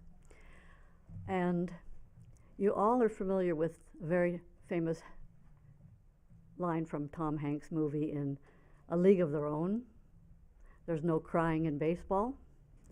There's no crying in canyon living. As teachers know, people like to whine, and you learn how to not listen to the whining. My husband used to refer to the potholes as Sierra Madre's version of speed bumps. And if you go the speed limit, you can avoid the potholes. There used to be a 25-mile-per-hour speed limit in the canyon. It's now 15 miles per hour. I was instrumental in helping the city make the proper studies that they had to do with the ding-ding in the street and so forth. The police chief at the time said, oh, people will vandalize those marks. I forget what they're called, those rope marks. And I said, well, I'll get together a cadre of canyon mothers who will sit on lawn chairs and be sure that nobody will vandalize them. And then I went to the next city council meeting, and it had been accomplished already, because the city council at that time knew fully well that 15 miles per hour was really sensible for the canyon. Also, people would say to me, nobody's going to go 15 miles per hour. I said, well, now they'll have to think about how much more than 15 miles per hour they're willing to speed. Because before it was 25 5 miles per hour, how much more than 25 miles per hour are you willing to speed? It's really remarkable that there aren't more accidents in the canyon. There aren't really any accidents at all. There was one child that was hit on a bicycle coming out of a side driveway by a car who was on their way to a dialysis appointment. There was a neighbor we knew. They were late and they were anxious and they were distracted. It was all of the above. But at that point in time, I thought, no, let's get a lower speed limit. In terms of these potholes, do you all know that when they put in the pavement on Woodland, they did a asphalt aggregate with tires, with rubber tires? You can't just go out now and get a pile of that somewhere and fill in a hole and expect the aggregate to meet carefully with the regular asphalt. So there's always going to be this sort of chumping up that goes on.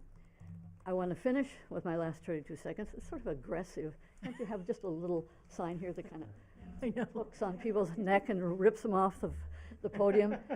That I like to thank you for assigning the CERT a permanent fire department member to come to the meetings all the time. We've had people in the past, but they've been kind of sometimes yes and sometimes no. But the young man that came the other night was very enthusiastic about being assigned. One last thing, the bear in Altadena. The man was selling video of the bear under his house to the media. There were people getting inside the traps that the Fish and Wildlife had set, looking around, taking video of it. Fish and Wildlife is not a pest removal service, all right? They have regulations. They ask the public to do their best, to do their job, and in the canyon, we are preparing for the bear season. We know it's on its way. Thank you. Thank you so much. Madam Mayor, the next speaker is Cheryl Fukuzaki.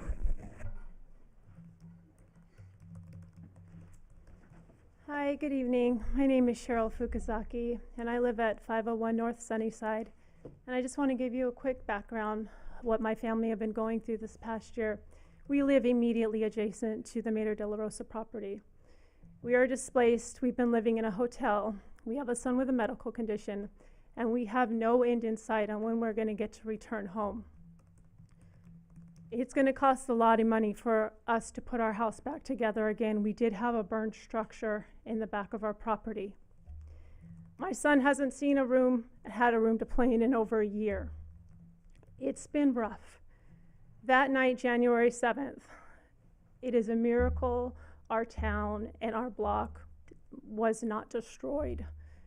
We saw that field catch fire next door, and I thank you for posting the testing results. It has been a very difficult week. We knew last week the developer had told one of the residents that the results had come back and there was toxicity in the soil.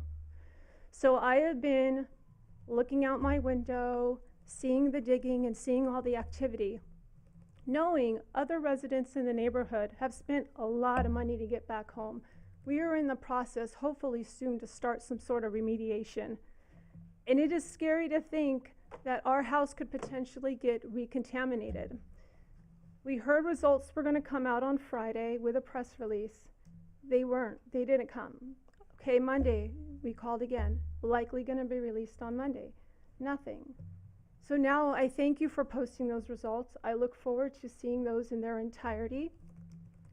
That night as well, we experienced unbelievable congestion on Sunnyside. Spectators coming up our street to be looky-loos, to look at the glowing mountain. My family, my husband, my brother, trying to save our house from burning to the ground. These people are getting out of their cars, walking across our lawn to take photos. We were yelling at them to get off of our property because we didn't know if we were going to lose our house. I never would have dreamed that kind of line of cars would come up Sunnyside. I kept telling myself, and I still ask myself all the time, if there would have been a development in there, how would everyone have been able to get out? It was so hard to see. It was hard to breathe. There's 2 entrance and exits. It was chaos. You can't prepare for that until you're there and you see it with your own eyes what happened. And I am afraid in the future this could happen again, because it very could happen again. I worry for my family, I worry for the residents, the people inside. Are they gonna be able to get out? It's something, it's unprecedented. I didn't think anything like that could happen, but it did. We have video. I sent it to the city. I asked, is there a safety and evacuation plan?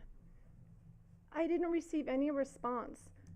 In the Planning Commission meeting, we brought up various topics, and I was hoping they'd be on the agenda tonight. I haven't received any follow-up on the safety evacuation plan that we had asked for. I don't even know if there is one at this point. I am scared. We had the developer come in. There was I was at the house last week, and they hit a gas main. My husband wrote a letter, including them, asking them for some information. No response from them. They are coming into our city. They are the new neighbors here, and they're being unresponsive. It's just not a good way to start in our neighborhood. It's very uncomforting to look outside. Now I'm glad the results are in so I can see them, but just knowing there's all this digging going on, and I know because the developer said there was toxins in the soil, how am I supposed to feel with our little boy? My neighbor next door, she's 99 years old. I have neighbors across the street with kids, neighbors behind us. So please, I'm just asking in the future, can we have transparency? I'm also asking for reconsideration of the EIR report that was done in 2022. This is a brand new ballgame that we're dealing with. We had a major catastrophic fire. So if an EIR report needs to be redone, and because of a major catastrophic event, what else is bigger than this fire? So please, I am just asking for answers. The email that we sent, if someone could please just follow up on that. I would love to see a safety and evacuation plan, because I am afraid this could happen again, and we may not be so lucky next time. Thank you. Madam Mayor, the next speaker is Philip Yao.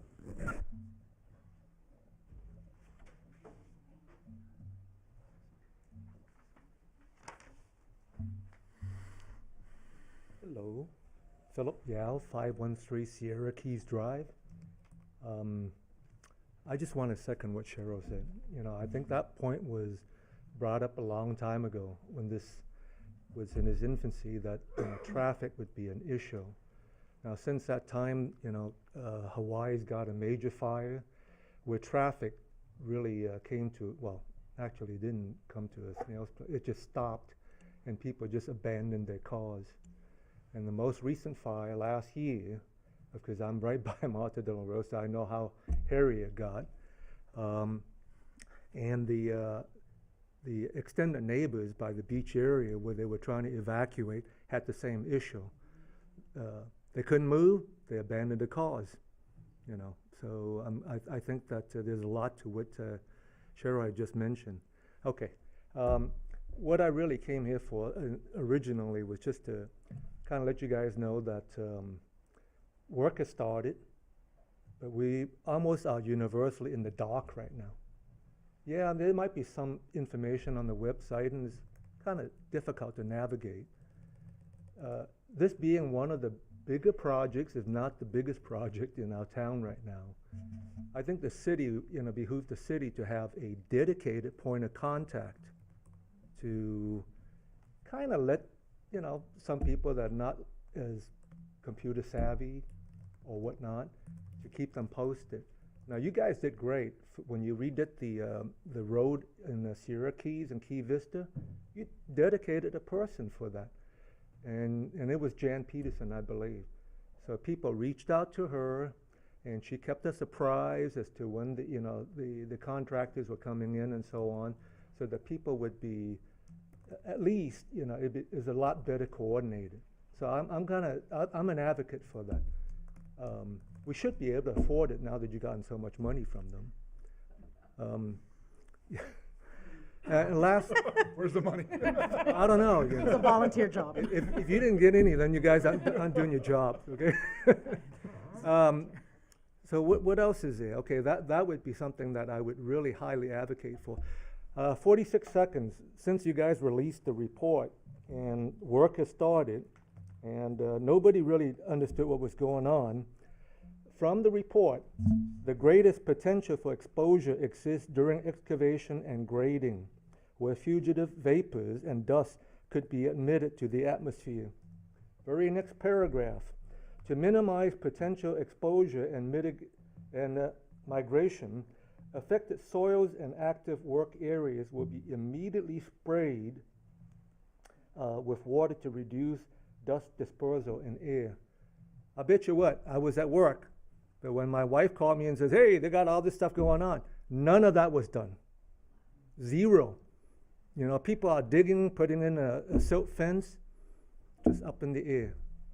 I'm very tolerant of a lot of crap in the air, but my wife isn't. She's had physical issues before that. She doesn't deserve that.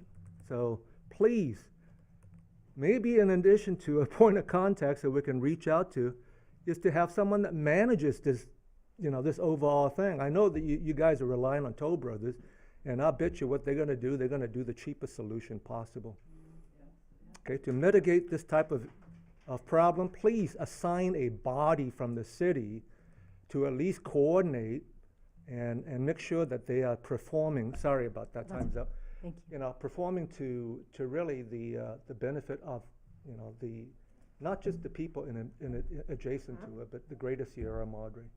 Thank you so much. We have a neighborhood watch, and he gets to do it. Madam Mayor, the next speaker is Joaquin Kadarian.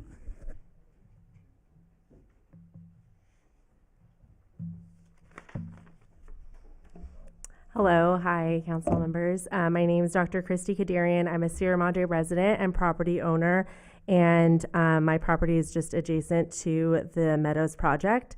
And I want to speak about this project from a standpoint of process, safety, and transparency. My main concern is that the city has moved forward with this tree removal and site disturbance while relying on an environmental impact report from 2022, which was completed before the Eden fire. Since that fire, site conditions may have changed. I thank you for posting those soil test results. I'm also looking forward to reviewing them. But there doesn't appear to be any documented post-fire environmental evaluation of this property. I submitted a Public Records Act response, confirmed that there was no post-fire biological or environmental report and no emergency hazard determinations tied to this activity, yet the soil disturbance still happened. The tree removal, I know that there was a permit for, but as my neighbors mentioned, yesterday there was a significant amount of digging, soil disturbance, dust in the air coming over our property lines. We had to hire our own construction workers to put up a mesh so that all of the work that we paid for out of pocket to decontaminate our home after the fires wasn't destroyed by this disturbance.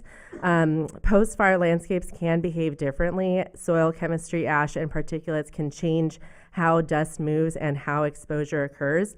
Nearby agencies in the neighboring towns, Pasadena, Altadena, that have also been affected by the fires have treated post-fire soil as a public health consideration. The LA County Public Health issued a soil lead testing in Eaton fire areas, and Pasadena also conducted post-fire soil testing as a precaution. Both cities encourage people to take an environmental review of their property before developing, and this shows that it's reasonable to evaluate these soil conditions as a changed circumstance after a fire before this site disturbance continues. Those of us that live along the project boundary have seen this soil movement, digging, dusting. As my neighbors have also mentioned, it's been quite a traumatic experience based on everything we went through the evening of the fires. My husband, who will also speak, saved our house and our multiple neighbors himself because we're under-resourced, and it was very disconcerting to have all this happen without any transparency or information from the developer. Many of us have already spent significant amounts of money decontaminating our homes and yards after the fire. I have a 6-month-old baby and a 3-year-old at home, and in order for us, we've been out of our home for quite a while to make sure our home was safe, and for all of this to happen without that information, I know it's happened now, just is really concerning. Many of us bought the properties knowing that the development would occur. This is really about making sure that the post-fire conditions are being considered and that environmental safeguards and communication are in place before more work continues. So I'm essentially asking you to consider having an expert really look through this property and from an environmental perspective, make sure that it's safe to development and all of those safeguards are kept in mind and that the process is really mitigated with an outside person who's an expert on this as well, so that we're not putting ourselves at risk by living near this property, and just clear transparency throughout the process of these results so that we can feel assured that the health and safety of our families is being considered by the city. I grew up here, I met my husband here when we were young, where we feel really blessed to be able to raise our children here as well, but to not have that transparency and information has been really alarming, and I'm asking for that moving forward. Thank you. Thank you. Madam Mayor, the final speaker card is from Joaquin Kadarian.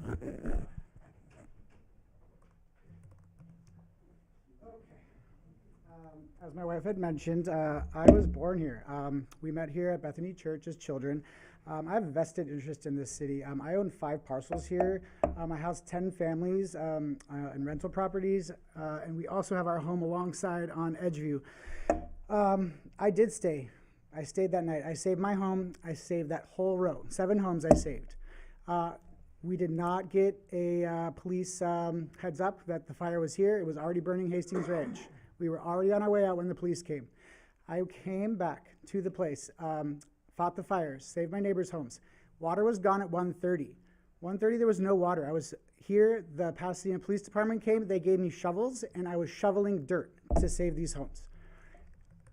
The houses that are going to be added there, who's going to protect those homes if you couldn't even protect our homes? What's going to happen here? We spent $180,000 out of pocket. We're still dealing with insurance to make our house clean. Midway through, not against you guys, when their house, Army Corps came and cleaned it, our home got dirty again. So, again, they're kicking up dirt. They're doing all these things. What guarantees? Who's protecting us? It should be the city. The city should be protecting us. Why are we here begging you guys to look out for our well-being? I'm very confused on this. Additionally, where is it? EIR, Impact Report. Pasadena, Altadena, all these cities are doing it. Why are we saying we don't need to do another one? Things are completely different as they were before. It's not the same. So here we go, my beautiful point. Who is going to be held responsible for these decisions? Here, now, we're sitting here listening. You guys are responsible for these decisions and our safety. That's all I have to say.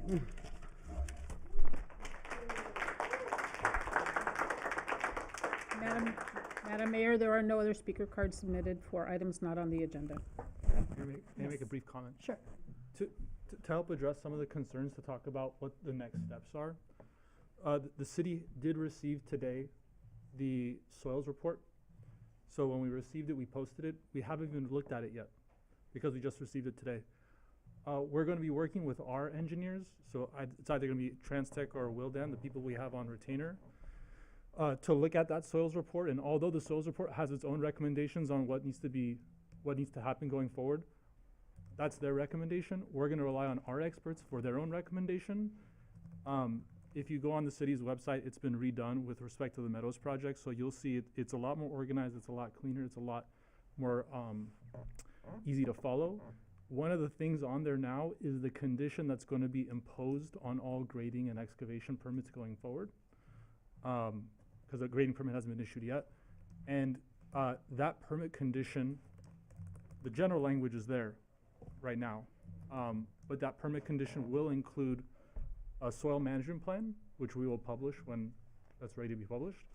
And it's also going to include the specific steps that are going to be taken, like whether it's going to be diluting the soil or it's going to be removing some of the topsoil. So all that will be on the website. A timeline going forward of every step is on the website now. It's broken down into periods, so that for the next 6 months, and the 6 months after that, and the 2 years after that. And ideally, every document that's generated as a bullet point in that timeline will hyperlink the document to it once that document is ready to be hyperlinked. So just as a FYI for residents. Well, sorry, so this is, the problem with that is if we didn't agendize it, then we're technically not allowed to do that. We're just giving out information. So I would suggest writing a letter again with that information or coming next week and then see if we agendize something that might help you with that in the future. That's what we would have to, one of us would have to agendize that.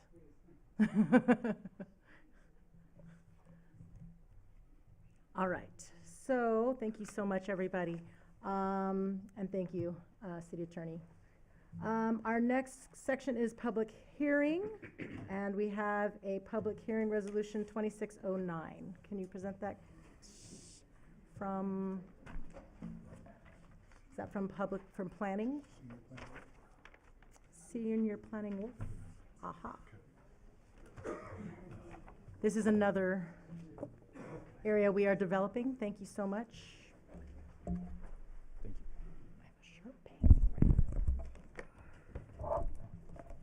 Not that short.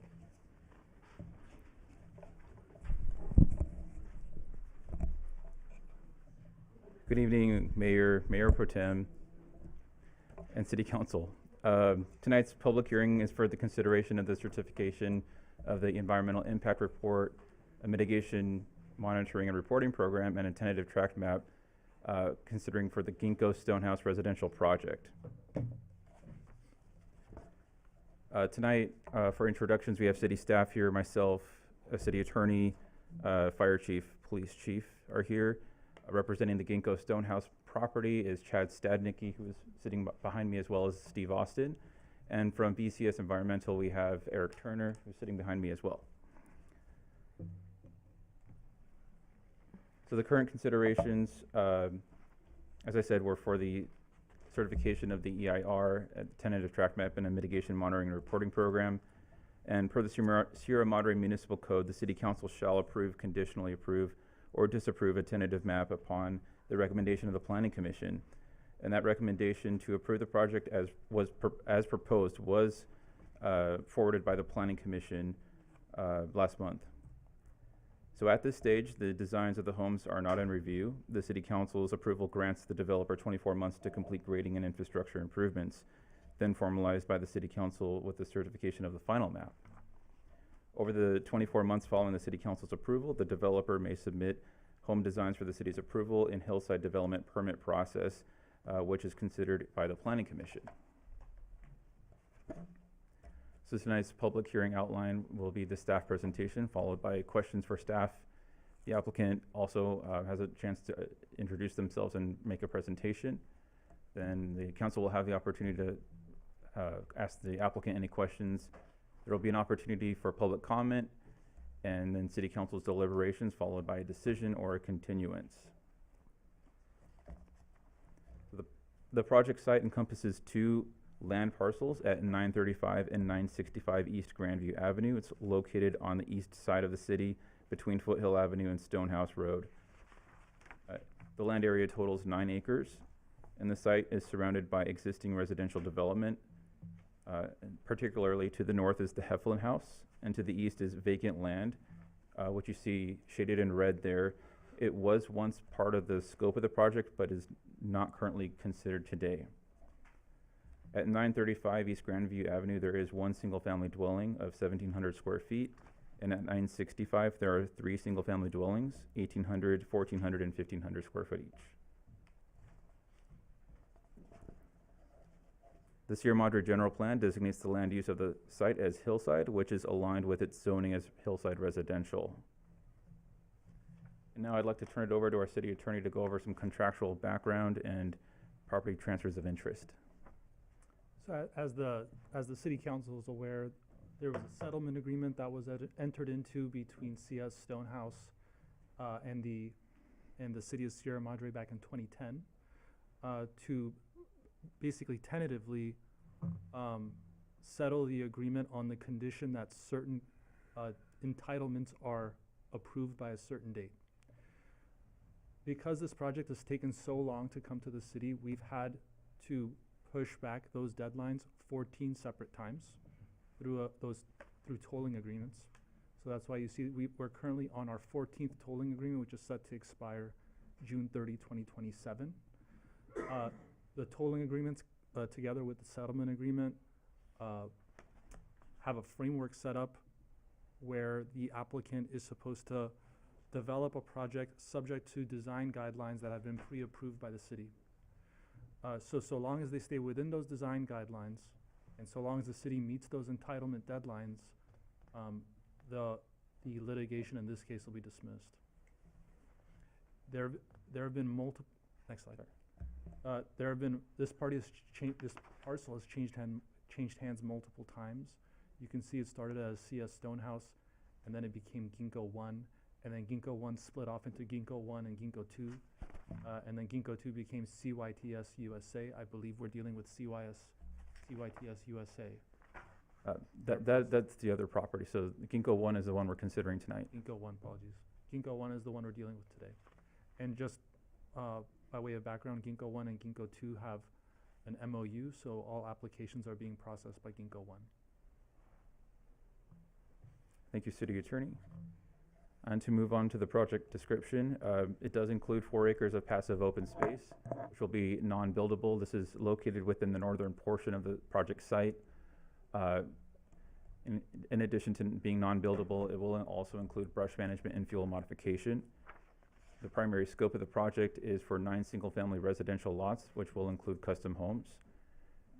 It will also include a new private street with driveway and fire road access. It ends at a cul-de-sac. And Street A, which is that street ending at the cul-de-sac, is about 32 feet wide, curb to curb. The fire access road is 20 feet wide.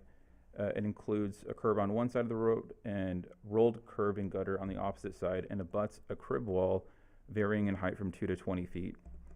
In total, the grading for this project would require a cut and fill of 13,000 cubic yards. Can we have some questions regarding this? Yes. Thank you. Yeah, so while it's up here, I just had a question. I think it may have been 2 years ago, maybe a year ago, the city council tied a couple lots together. So everything that we see in blue here, including parcels 1 through 9, is that part of the tying of the 2 lots? Or is there anything outside of those 2 lots we tied together, if you recall? I don't recall the tying of City lots. Attorney, do you remember? Because we didn't want someone to sell half the project and the other project, so we tied the lots together so that wouldn't happen. I do remember this conversation. I don't know if it's these lots. Let me confirm that point. Or the other I one guess it's north. not. Well, it is kind of important. I want to make sure that. My question was, for the brush management, we've had similar issues with other properties like this. It's the HOA, correct? That is responsible for that brush management?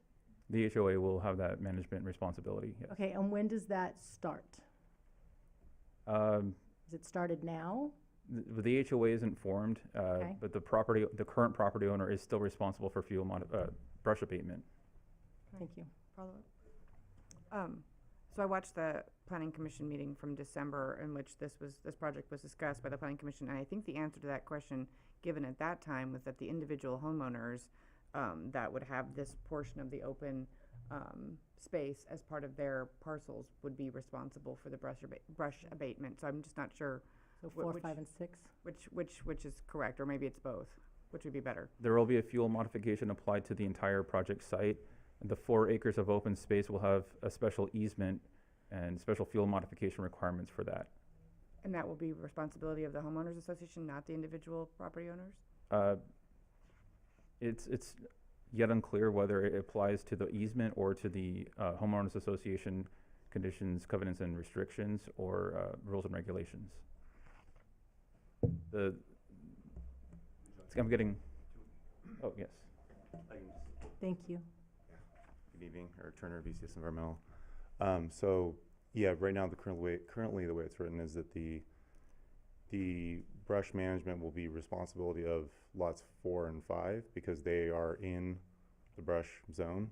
There will be an HOA though that does, you have responsibilities for various things like ensuring that the stormwater treatment facilities that the lots have to maintain are maintained in the street. So in our discussions with fire, the exact location of the brush management isn't set yet until the structure is proposed. It goes through the review by fire, so that'll set the precise boundary. I don't know if fire's here to comment on that, but that's the understanding of the project as is right now. And currently, it's Ginkgo 1 that is responsible for that brush management at this current time. Yeah, Ginkgo 1 is the only project that this environmental impact report. But I mean, I should say the developer is responsible for the brush management until those parcels are sold. Like, in other words, right now, if it's overgrown, who's responsible for that? Right. I don't know if that would come down to code enforcement in existing structures, because currently, I guess there wouldn't be a structure to protect until the structure's But you built. still have to do brush maintenance, whether there's a structure there or not. I don't know what specific. There are fire structures there, code that's true, requirements are but. for that. Yeah, thank you. Good evening. All great questions. Basically, the simplest answer is it is always going to be the responsibility of the current property owner. When it transitions, it will now, whoever it transitions to, whether that's the developer, whether that's the HOA, whether that's going to be an individual parcel owner, they will assume that responsibility. So, as I spoke to as well, what I know from our fire marshal right now, lots 4 and 5, is what I've been told, will assume it eventually, that property owner. But there is also an HOA component. So I think we're looking at still a final review once some other things are submitted. But currently, Mayor, to answer your question, it is the actual property owner as they exist today that is responsible today. So lots 4 and 5 are gonna be responsible for the brush on their property, and they actually, their lots continue all the way up, so lot 4 continues all the way up to the top there, to the little carrot at the top? That's the way I'm understanding it, yes.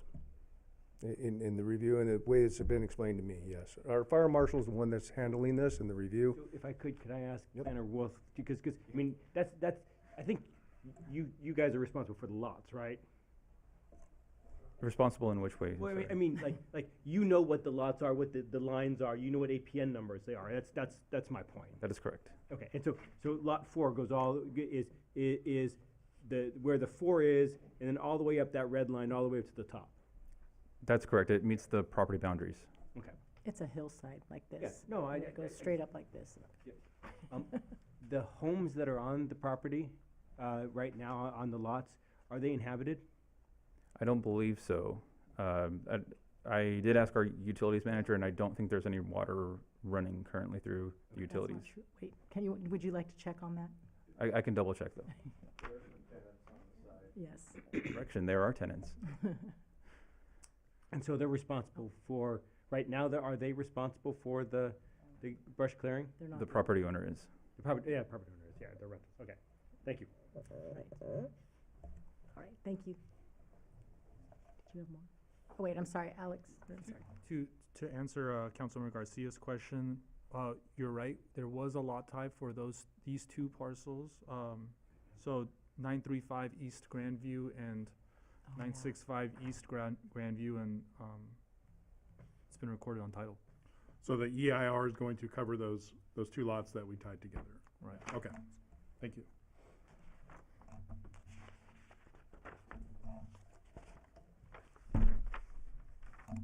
So the draft EIR includes analysis of 20 environmental issue areas. 13 were determined to have less than a significant or no impact, and 7 were identified as having less than a significant impact after mitigation.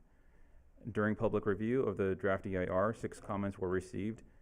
3 were from residents and 3 were from other agencies, including Metropolitan Water District, Caltrans District 7, and Fish and Wildlife. When was the EIR conducted? Published in December. Okay.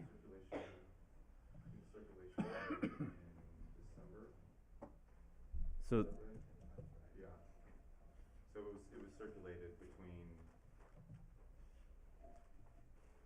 well, no, sorry. I believe it was the document was circulated sometime in July, summer. It was, the staff report says the draft was released on July 15th for 45-day public comment, Okay. which ended at the end of August. And then I think it was, The final The final was December 11th, I think. Okay. 2020. 368 pages. Oh. That was fun.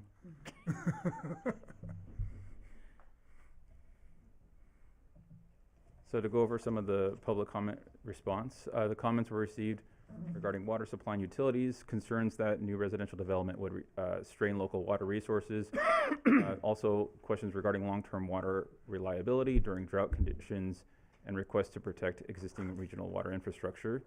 The final EIR findings and responses include adequate water supply confirmed through 2045 under normal, single dry, and multiple dry year conditions, project consistency with the city's urban water management plan, compliance with all Cal Green water efficiency standards are required, and no impacts to Metropolitan Water District facilities are anticipated. Standard utility coordination is required, however.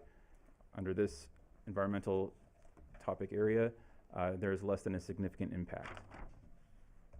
Regarding circulation, there are public comments received regarding traffic congestion and neighborhood circulation impacts.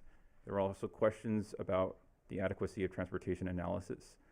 The final EIR, transportation impacts analyzed using vehicle miles traveled pursuant to State Bill 743. Project generates approximately 47 net daily trips, which is below the county's threshold at 110 trips. Caltrans concurred that no additional VMT analysis is required, and parking and level of service are not CEQA compliant criteria. So for circulation, this project has less than a significant impact. For biological resources, we received public comment on the potential loss of natural habitat and sensitive vegetation communities. There were requests to minimize grading and preserve hillside resources and support for reduced development alternatives. The final EIR found that development concentrated in previously disturbed portions, development under this project is concentrated in previously disturbed portions of the site. That it includes 4 acres of designated permanent non-buildable open space. No state or federally listed species are detected during the focus surveys. Mitigation measures do include pre-construction surveys, tree replacement, and habitat protection. The reduced lot size design alternative identified as an environmentally superior project through the proposed project also results in a less than significant impacts with mitigation. Overall, for biological resources, CEQA determined that this is a less than significant impact with mitigation. Regarding wildlife and fire safety, we received public comments regarding impacts to wildlife, including mountain lions, bats, and nesting birds. There were concerns regarding long-term habitat impacts from fuel modification as well.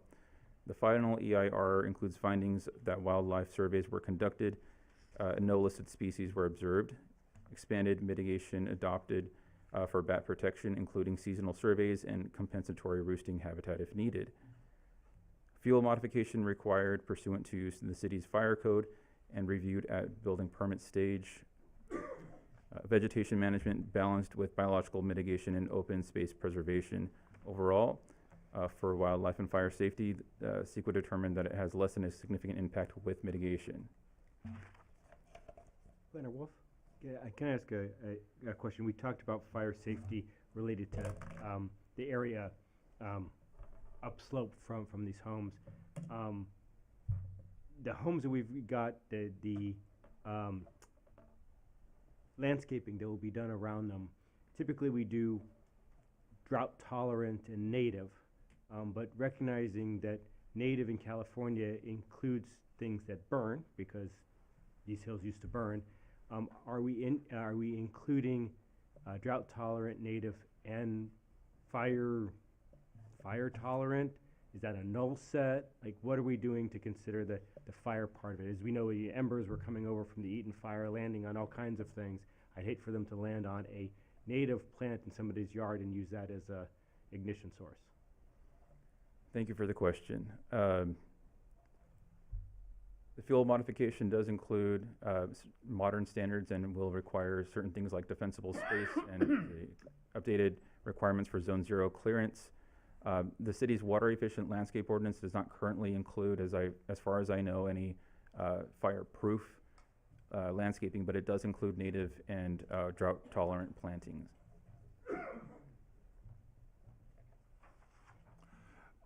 On that topic, since I was at the last planning commission meeting, is there going to be, because this is just the EIR level, I think those issues were talked about at the design review permit level, as far as the zero space and all that. That will be discussed at that time. Is there going to be a design review permit and all that in the next step? With this project, each home will receive its own hillside development review, which does include typically landscaping plans. Okay, thank you.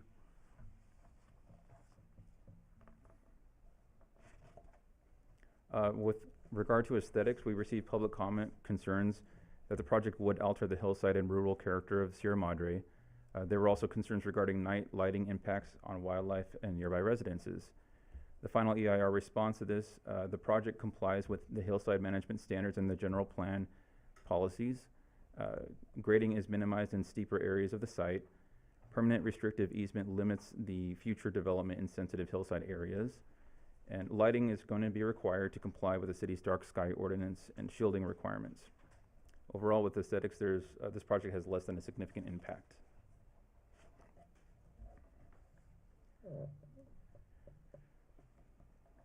So in review of this CEQA project alternatives, CEQA does require EIRs to describe a range of alternatives to the project which would feasibly achieve most of the basic project objectives, but would avoid or substantially lessen the significant effects identified in the analysis. The proposed project is on the left of this slide. The EIR must consider a no project alternative, and if the no project alternative is environmentally superior, the EIR must also identify an environmentally superior project among the other alternatives. In the middle is the no project alternative, and on the right is project alternative 2, proposing a reduced lot size design at the south, concentrating most of the lots on the south side of the project site. Those are lots 1 through 4. And it also reduces encroachment into non-buildable areas due to the lack of the driveway and fire access road that stem off the cul-de-sac. Planner Wolf. Again, watching the Planning Commission meeting where they discussed this, I did think that the discussion that was had midway through the presentation or midway through the Planning Commission's discussion about the nature of these alternatives was very instructive, and I'm wondering if it might be helpful to have that discussion up front versus during the discussion, because I did think that that actually clarified the purpose of it, because up until that point I think folks felt like these were like two choices that were, you know, equally preferable to the developer, et cetera, and didn't understand that the fact of the alternative design was a function of the statutory requirements under CEQA.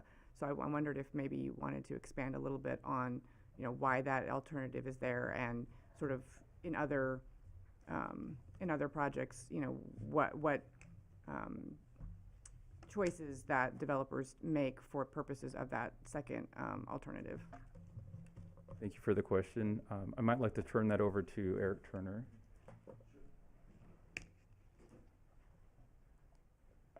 Yes, thanks again. So again, as Josh was saying, CEQA requires certain, an evaluation of a reasonable range of alternatives. One of them is the no project alternative or the no build alternative. Another project alternative, there could be a range of ones. There could be off-site alternatives. There could be smaller developments. There's lots of things that can be done depending on the situation. This project, as you can see, is quite small. It's a 9-acre parcel where, you know, a reduced density alternative is going to look different than you have a 500 unit project where they want to reduce it. So when you're looking at a project this size, it can be tricky to find an alternative that would reduce an environmental impact. For this one, you know, it's also governed by a settlement agreement, which has certain issues and stipulations attached to that.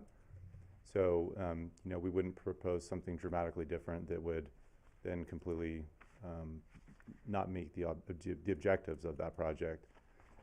So in this case, you know, we've looked at what would be reasonable in terms of, you know, reducing potential impacts to, say, biological resources. It, you know, pulls away from the hill a little bit. It slightly reduces grading, which means your air emissions and GHG emissions go down a little bit. But, you know, for context, again, this isn't a massive project site, so those gains that you get in environmental benefits, you know, are they worth altering the design, right? So it's a balance in terms of, you know, what are you getting for what you're losing, and depending on, you know, the different types of topic areas too that you go across. So does that get to your question? I mean, for example, in projects we've seen prior to this one, the alternative was actually something that demonstrated, you know, more impact, more environment impact. So it's not a requirement that the alternative has to actually show less environmental impact, correct? Well, I guess that's a good point. You bring up one thing that we don't have on this project as it's proposed is a significant adverse unavoidable impact, meaning we can use mitigation to bring down the impacts to less than significant for the proposed project, similarly to as we can for alternative 2, basically doing the same similar mitigation measures. So we're not reducing, we're not eliminating an environmental impact that is completely significant. And under CEQA, even if you do have a significant unavoidable adverse impact, you can still approve the project, but you have to go through a few more steps. And that doesn't change in the scenario for this particular project when you're looking at any of the alternatives. Thank you. Yeah. So while these maps are up, when I watched the meeting, I did see our fire chief come up. He was asked a question about the turnaround for fire apparatus, which I can see would be both in that spur at the end of the road. Can you explain in the proposed project what that continuation of gray, would that be a fire road as well, or what is that gray stub that comes out of the turnaround? Are we talking about everything north of the bulb on the cul-de-sac? Oh, yeah, the bulb. Let's call it the bulb. Yeah, north of the bulb, there's like a grayed out extension that then has a T at the end. That's the fire road. That is the fire road and private driveway. So at the end of the fire road is a place for the fire apparatus to turn around as a hammerhead turnaround. So that hammerhead, they will be able to turn around. But in project alternative 2, there's no hammerhead or anything like that. That's so correct. This gives 2 options for our fire department to turn around. Right, and as I recall from Chief's statement at the prior meeting, is that project alternative 2 would suffice for a turnaround. I know he said he wasn't going to give his personal opinion, I think is what he said, but they both suffice. Yeah. Okay. Thank you. So another purpose for showing these alternatives is to compare the environmental impacts. So where the proposed project has less than a significant impact or no impacts on the environmental issue areas, the no project alternative has a comparatively less impact on air quality, energy, greenhouse gas emissions, hydrology and water quality, population and housing, public services, recreation, transportation, and utilities and service systems. The reduced lot size project alternative has comparatively less on air quality, energy, greenhouse gas emissions. When I was looking through the EIR, I was trying to understand how does alternative 1 and alternative 2 both have lesser? What does that mean? Can you explain that? As compared against the proposed project. Mm-hmm. So the proposed project is everything you see in green here is the proposed project has less than a significant impact on the environment. By comparison, alternative 1 has even less than less of a significant impact. Because there's nothing there. Yeah, I was Yeah, confused no. by that as well, but then when I realized it's not comparing alternative 1 to alternative 2, it's comparing both of them to the proposed. Proposed project, So both of them- nothing, and then, yeah, Right, so yeah, that both of okay. them are being compared to the proposed project, so both of them are lesser than that, not as between each other. Understood. I was trying to read 358 pages over the weekend, so, with work, so, yeah, thank you. Thank you for that clarification. And then for proposed, for less than significant impacts with mitigation, the same is true. Where the project has less than, for the no project alternative, has comparatively less impact on biological resources, cultural resources, hazards and hazardous materials, noise, and tribal and cultural resources. Whereas the reduced lot size project has comparatively less impact on biological resources and noise only. Regarding the objectives of this project, in terms of project, but both the proposed project and the reduced lot size project alternatives meet or mostly meet all of the objectives, but the no project alternative does not meet the objectives related to providing additional housing and meeting the terms of the settlement agreement. Can I ask a question about that since we're there? And it's probably a question for the city attorney. Again, the no project option is a function of the CEQA requirements. The no project option is not really a option for us to approve in lieu of the proposed project at this point, maybe for many reasons, but primarily I'm thinking of the fact that it would then violate our contractual obligations under the settlement agreement. Is that the correct way to think of it? Correct. We're statutorily required to consider the no project alternative because of CEQA. But CEQA exists independent of whatever settlement agreement we have with the applicant. So for practical purposes, it's not really an option for the city to approve, the city council to approve a no project because of the contractual terms of our settlement agreement. Correct. We'd be in violation of our contract, of the settlement agreement otherwise. Thank you. And this open to litigation. It would resume the litigation, right? Thank you. For City Council's consideration of certifying the EIR, the summary of the findings include that the final EIR is an accurate and objective statement that has been completed in compliance with all CEQA guidelines.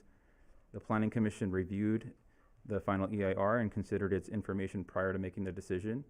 That also applies to the City Council. The final EIR reflects the independent judgment and analysis of the city. The environmental impacts associated with the project are either less than significant or do not require mitigation, or are potentially significant, but will be avoided, and none of that applies in this case. But nonetheless, are identified in a mitigation measures and monitoring reporting program document. These findings are set forth in Section 2 of the resolution, and the mitigation monitoring and reporting program referenced in this resolution is included within the final EIR.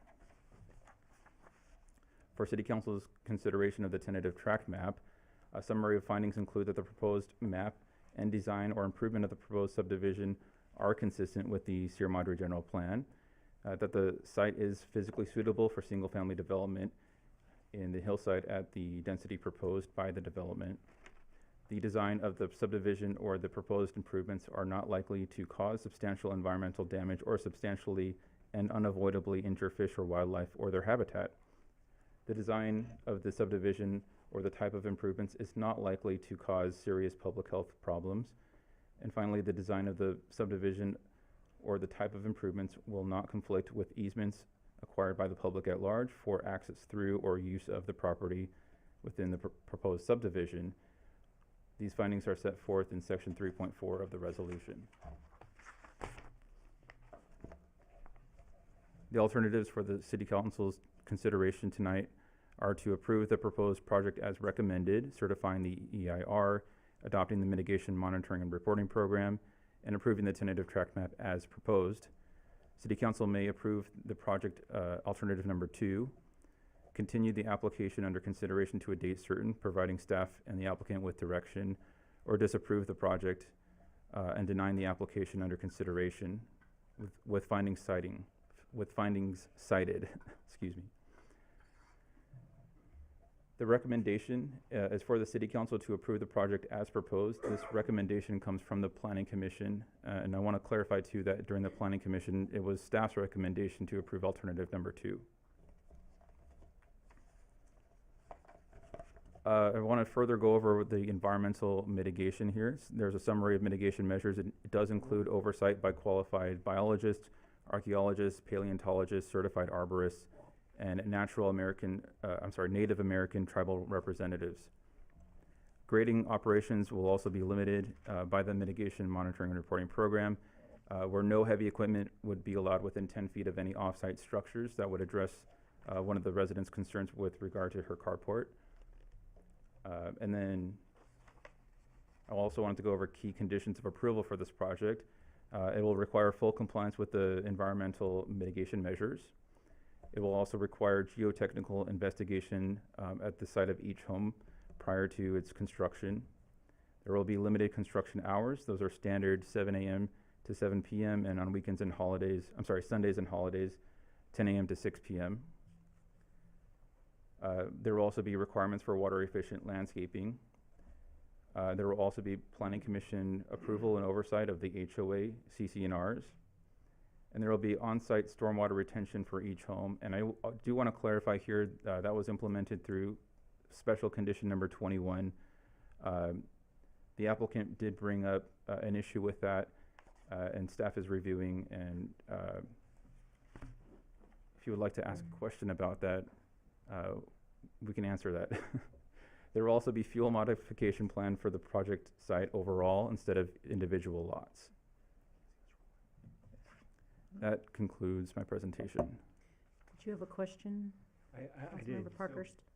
On your slide 23, the recommendation, you said that the Planning Commission approved the project and staff recommended alternative 2?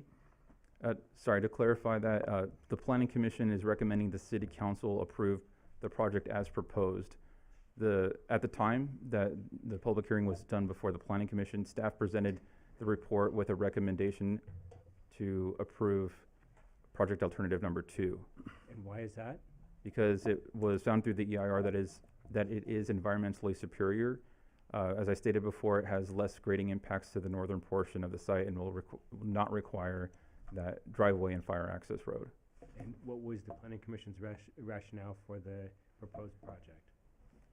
They did not feel that it strongly either way that there was much of a difference environmentally speaking, and I also believe that there was rationale for in favor of the fire access road for better access for fire department in case there was ever an event that property owners were lacking on their fuel modification and brush management. And both alternatives have the same number of homes, is that right? That's correct. Right. Thank you. Did you have a question, Councilmember Creeps? Not yet. I have many questions, but. All right, thank you so much. Oh, sorry, planning. Sorry. So during the Planning Commission meeting, there was concern from a neighbor regarding a carriage house. Was that considered in the EIR, and does it have to be considered in the EIR, or is there any significant impact on that carriage house? That was responded to as comment number 6 in the final EIR, and we implemented a mitigation measure for the prohibition of heavy equipment within 10 feet of any off-site structures. All right, thank you. All right, thank you. Let's open it for questions. Sorry, do we have any more questions for Planner Wolf or City Attorney? Probably. Go ahead. On Councilmember Garcia's point about the lot tie, I just want to clarify one thing. We had contemplated this scenario back then when we entered into the lot tie because the term says that it automatically expires once a tentative tract map has been approved, so that lot tie no longer exists on the property. So those parcels can be separately sold.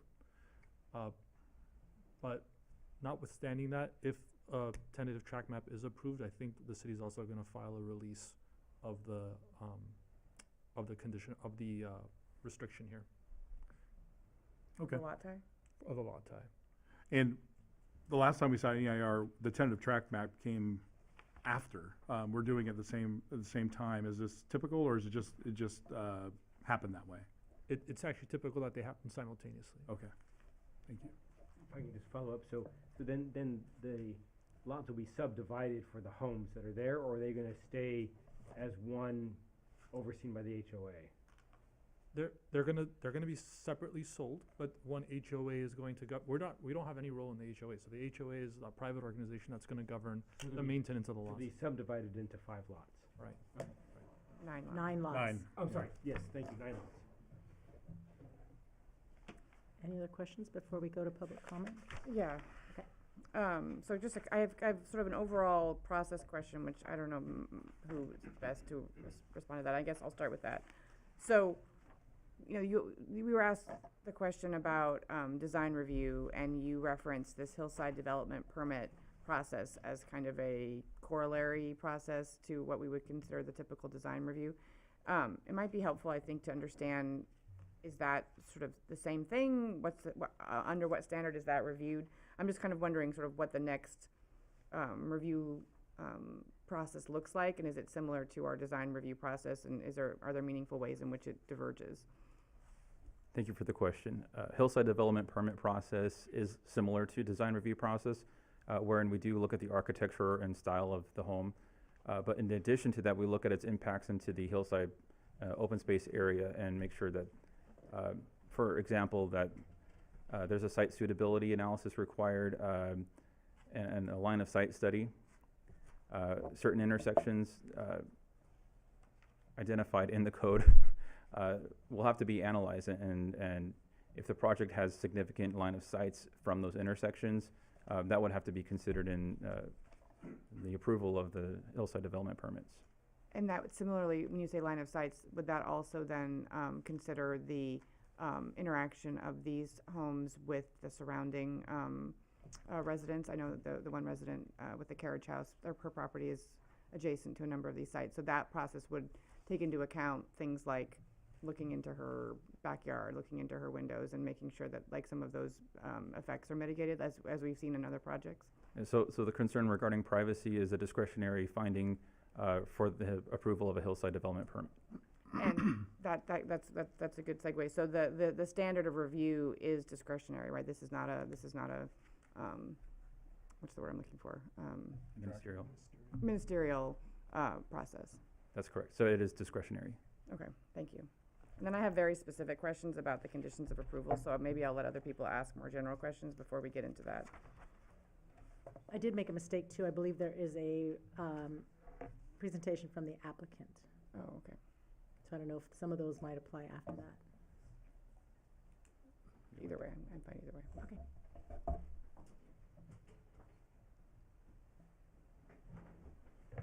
Okay. Good evening, Honorable Mayor and Council. I want to thank you for your time and consideration this evening, and I also want to thank staff for their efforts in processing our application. I'm Chad Stadnicki. I'm a representative for the applicant or the owner of the property, Ginkgo 1, or we also call ourselves Ginkgo Stonehouse.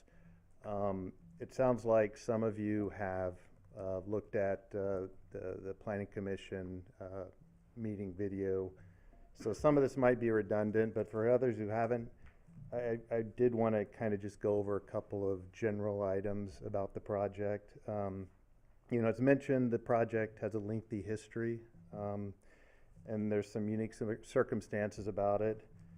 So I wanted to just go over some of those. I think that kind of might help clarify some things. When we purchased the project in the early teens, we assumed a settlement agreement with the city. This agreement contained a settlement plan that kind of establishes the basis for development of the property. And the settlement plan is shown up here on the screen. The plan shown here allowed 19 lots across the entire site. Our project today is the area outlined in red, which in the original settlement plan and the settlement agreement showed 9 lots. A year maybe after purchasing the property, we sold the larger eastern portion to an individual who intended to develop that portion of the site for his own and his family's use. At this point, we prepared a new plan that reduced the overall development to 13 lots. If you could show the next slide, please. So the settlement plan on the right had 19. The 2014 plan with the new ownership on the eastern portion, we proposed a 13-lot project, 10 on our portion, 3 on theirs. In 2013, 2014, we held a few community meetings with the neighbors to present this new plan and then get feedback. Here are some photos from one of those meetings, this one we held on site. We also held a study session with either Planning Commission or City Council. I can't remember which one it was, but I remember standing up here and you know, presenting that new plan. And then based on feedback we received, we reduced the lot count on our portion back to 9 lots. So that's what our proposal is today. Unfortunately, the owner of the eastern portion died in a tragic accident shortly thereafter. And before we could actually submit the applications to the city, and it took us several years, his estate, it took several years to resolve ownership of that portion.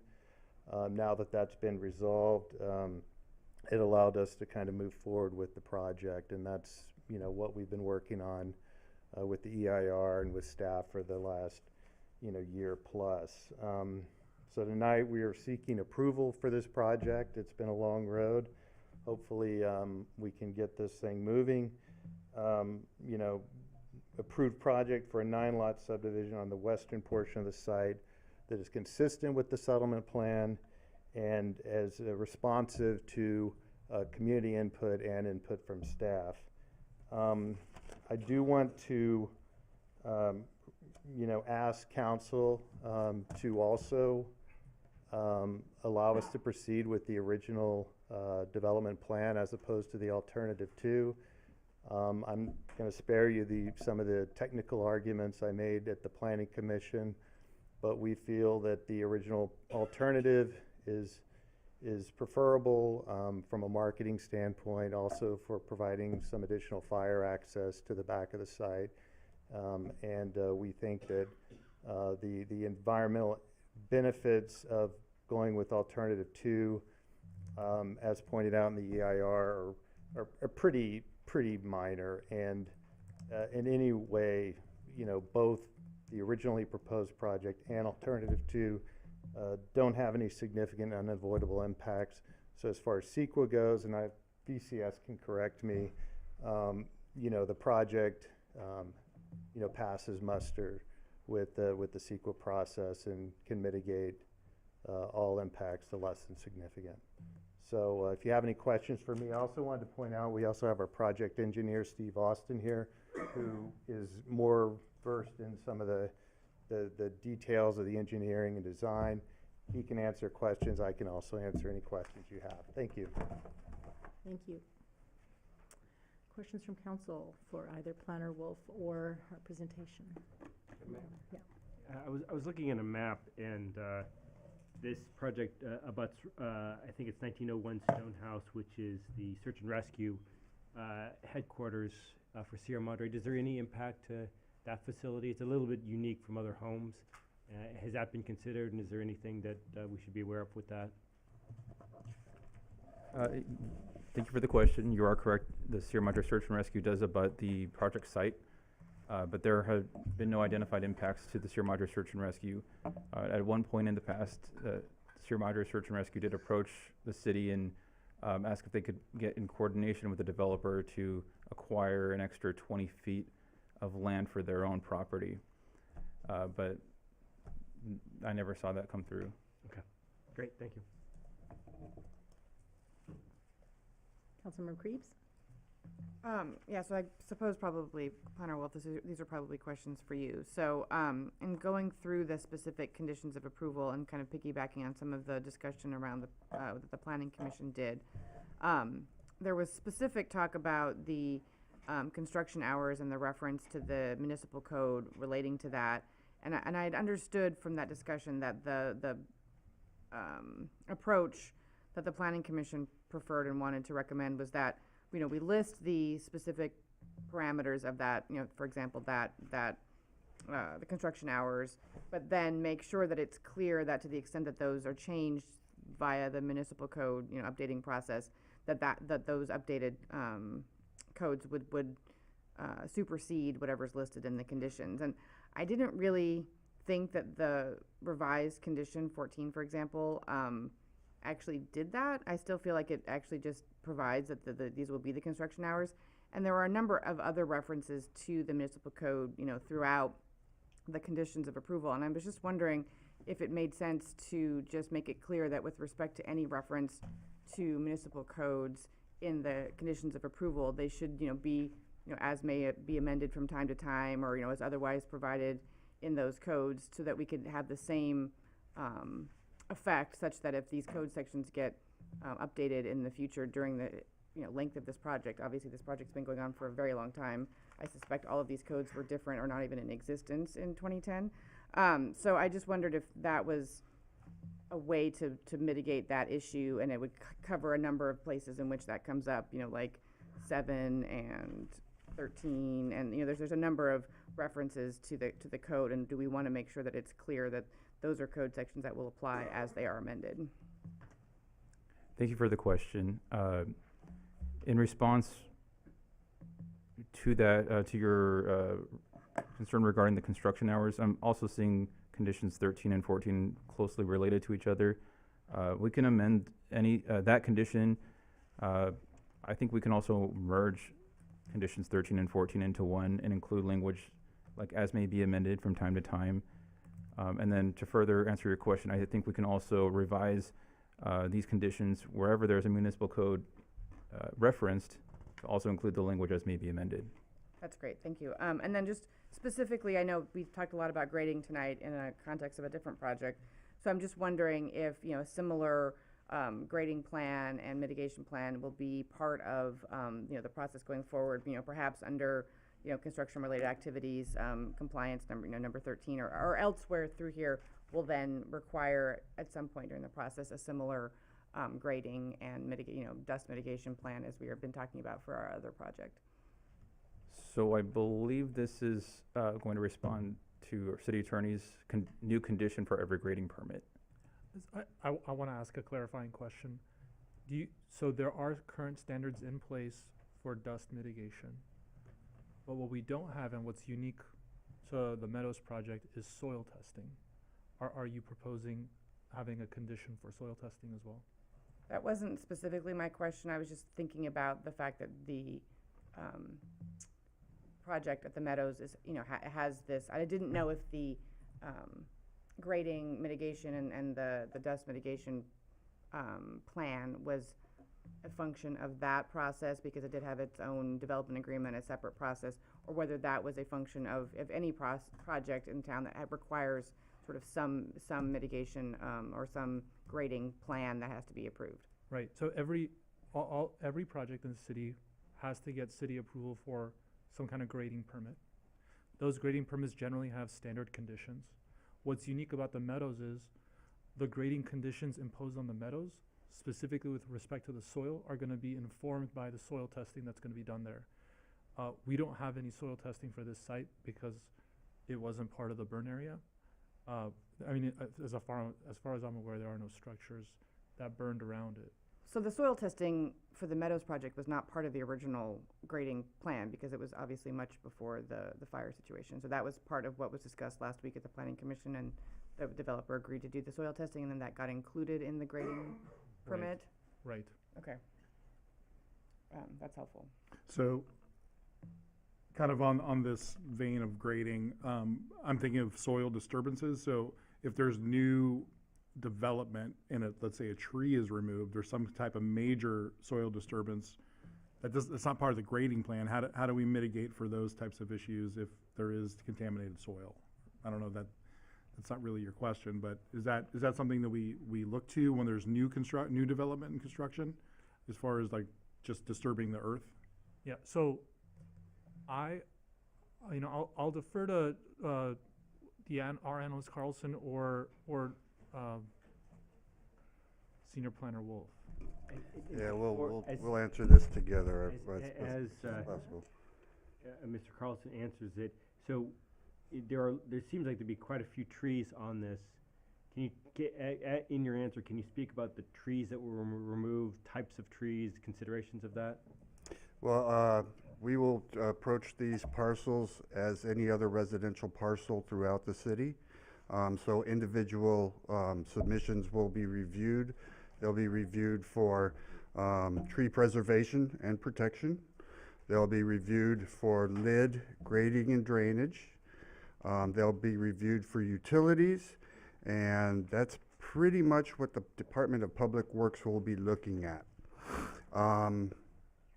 Senior Planner Wolf did mention a question about 21, and I would like to address that because I think it's important to get that cleared up tonight. And we're talking about low impact development, so it is after grading plans for each parcel are reviewed and everything. And I do want to mention that a low impact development will have a soils report. That should not be confused with soils testing. That's looking for infiltration rates and compaction and stuff like that. So we've always had soils reports. It was brought to our attention just this morning that the condition number 21, public works staff feels that the last sentence should be updated. We feel it's incorrect. This, as I say, should be treated like all other parcels. So the parcel would need to do the low impact development standard. They would bring a civil engineer. They would prove to us that they are capturing the 85th percentile 24-hour storm. Now that is determined roughly by a county map. It's an isohyatol map, and in this area it's going to be approximately 1.18 inches over 24 hours. They should not be required to capture a 50-year storm. That would be more like 5 or 6 inches in 24 hours. We don't require anybody to do that. And grading in chapter 1548, we do require them to mitigate a 50-year storm. So staff thinks the council should consider possibly striking out that last sentence and saying the applicant will follow the lid chapter 15.58 and the grading and drainage chapter 15.48 unless amended, as we were discussing. And Councilmember Garcia, to your question about removal of trees, generally speaking, the city doesn't impose any kind of restrictions on fugitive dust or anything like that with respect to the removal of trees. Also, it's the Air Quality Management District that's primarily responsible for air quality and fugitive dust. They don't even impose any kind of conditions on the removal of trees, but they do on grading, and we require it for grading because grading is orders of magnitude more, creates orders of magnitude more disturbance than the removal of trees. And so that's why traditionally, as it relates to the removal of trees, we don't have conditions in place for dust mitigation, for example. Okay, thank you. Oh, what about like digging? Like maybe for some of these lid requirements, there might be some kind of, not grading, but digging. Like trenching. excavations? Yeah. Yeah, our code defines when a grading permit is needed by a certain amount of feet horizontally, by a certain amount of feet vertically. So it's a volume of removed dirt, or it's actually even the addition of some off-site fill. Okay, thank you. And when you say, when you say removed, it doesn't actually have to be physically removed, right? Because I know that this, for example, this project they stated at the Planning Commission meeting that there won't be any addition or subtraction of dirt. They'll just be like moving it around. So when you say removal, you're not speaking of actual physical removal from the site. You're just saying removal from its current condition. I think it's the activity of removing, but even if it cumulatively stays the same, if the activity of grading is going to disturb, and I don't recall exactly the parameters, but there are a number of requirements in our code for that. Thank you. Can I ask a follow-up? So you mentioned in the presentation, and this is, I think, for Senior Planner Wolf, that there were some concerns around condition 21 around stormwater. Is that what you were just discussing about the last sentence in there about the 50-year storm, or was there something else that's been brought up around the stormwater management? That was all discussed as management analyst Carlson said. Make sure I was clear. Thank you. Any more questions from council?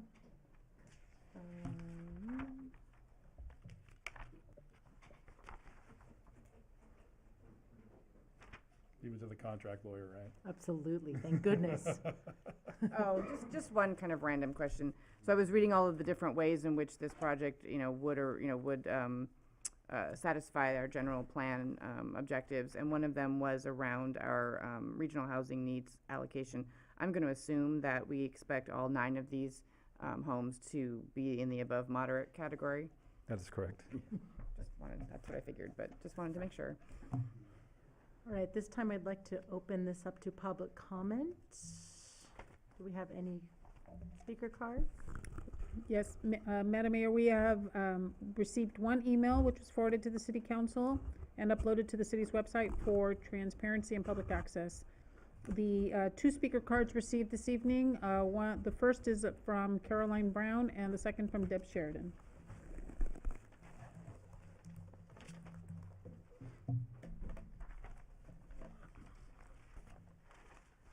Caroline Brown, Alta Vista Drive. So with a tentative tract map, you really aren't selling homes. You're just putting out a tentative tract map with the various restrictions that you've decided to apply. I think the city would be very hard pressed to see that a homeowners association is ever established if one by one houses are sold or lots are sold and individuals show up. How is this supposed to be organized and managed in a semi-governmental way, which a homeowners association is a form of governing? The problem that the mayor remembers for 1 Carter was that the open spaces had separate assessors parcel numbers.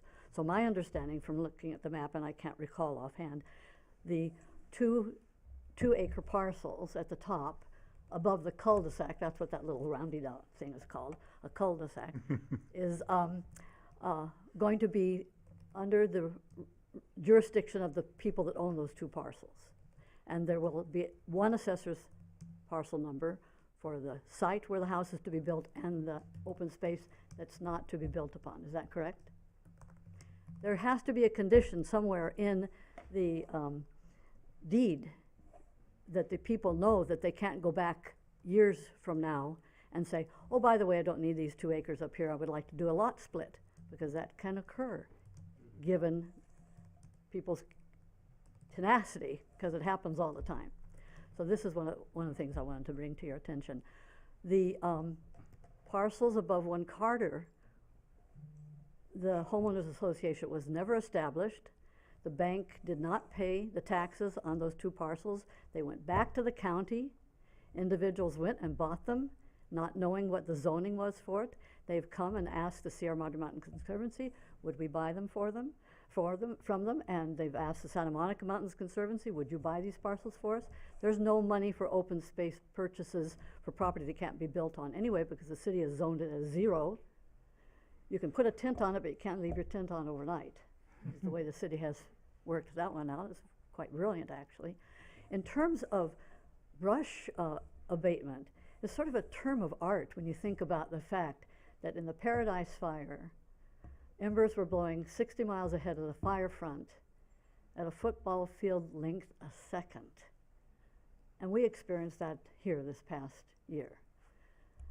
And anybody that wants to complain about fire departments not being able to put out a fire, I say, get out your blowtorch and get out your squirt gun and see how effective you would be. They're just, there's a lot of, there used to be something called Monday morning quarterback. There's Monday morning fire chiefs, and there's Monday morning engineers, and there's Monday morning soil analysis and all kinds of stuff.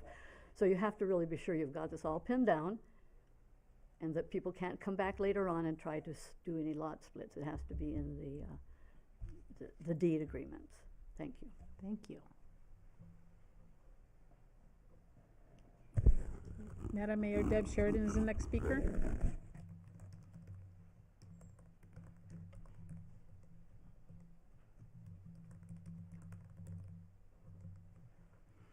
Good evening again, Deb Sheridan, Valley Vista Drive. I would like to mention first that the city must do a better job of informing neighbors when major projects are being discussed close to their homes. The Planning Commission heard a week ago, Thursday night, from monastery neighbors who hadn't been informed of that meeting to discuss the tract map for the Meadows project on the monastery property. I received notice of tonight's discussion, thank you very much, but several of my neighbors did not. I also got notice of the December 4th Planning Commission meeting, but not the rescheduled discussion of that meeting on December 18th when this project was being discussed. On the surface, the Ginkgo Stonehouse project appears to be a development that we could all get behind, even though City Council agreed to allow the developer to build 9 homes on 5 acres rather than 2 acres per home, as specified in the Hillside Management Zone. At the Planning Commission meeting, the developer asked to reduce the size of the lots even further because it would be better for the environment. Same size houses, but smaller sized lots. And that, in my opinion, that is total nonsense. But I was happy to hear the developer tonight say he prefers alternative number 1. I will remind you that originally in 2010, 19 houses were approved. Now, that same parcel has been divvied up, owned by 3 different developers. If you give in to this developer, if you go to alternative number 2, you will be setting a precedent for the next 2 to be able to cram more houses into this beautiful piece of property, harming the environment and not helping it, and not helping our wildlife. And we have certainly seen that before with other projects. Well, you already had this precedent, so we're going to sue you if you don't follow through with us. But I will thank you all for serving on the City Council. I know it is oftentimes a thankless job, but I implore you to study this carefully and also to put what everybody was talking about earlier on your agenda. Thank you so much.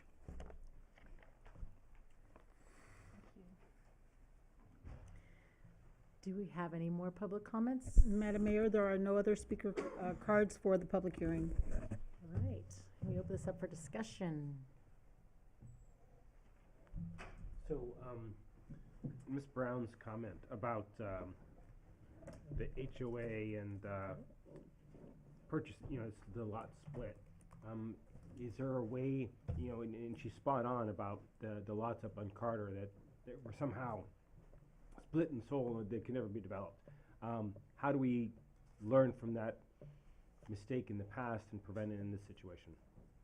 Councilor Parkhurst, I'd like an opportunity to speak to Director Lynn about this. So if the city council is inclined to maybe take a recess. Sure.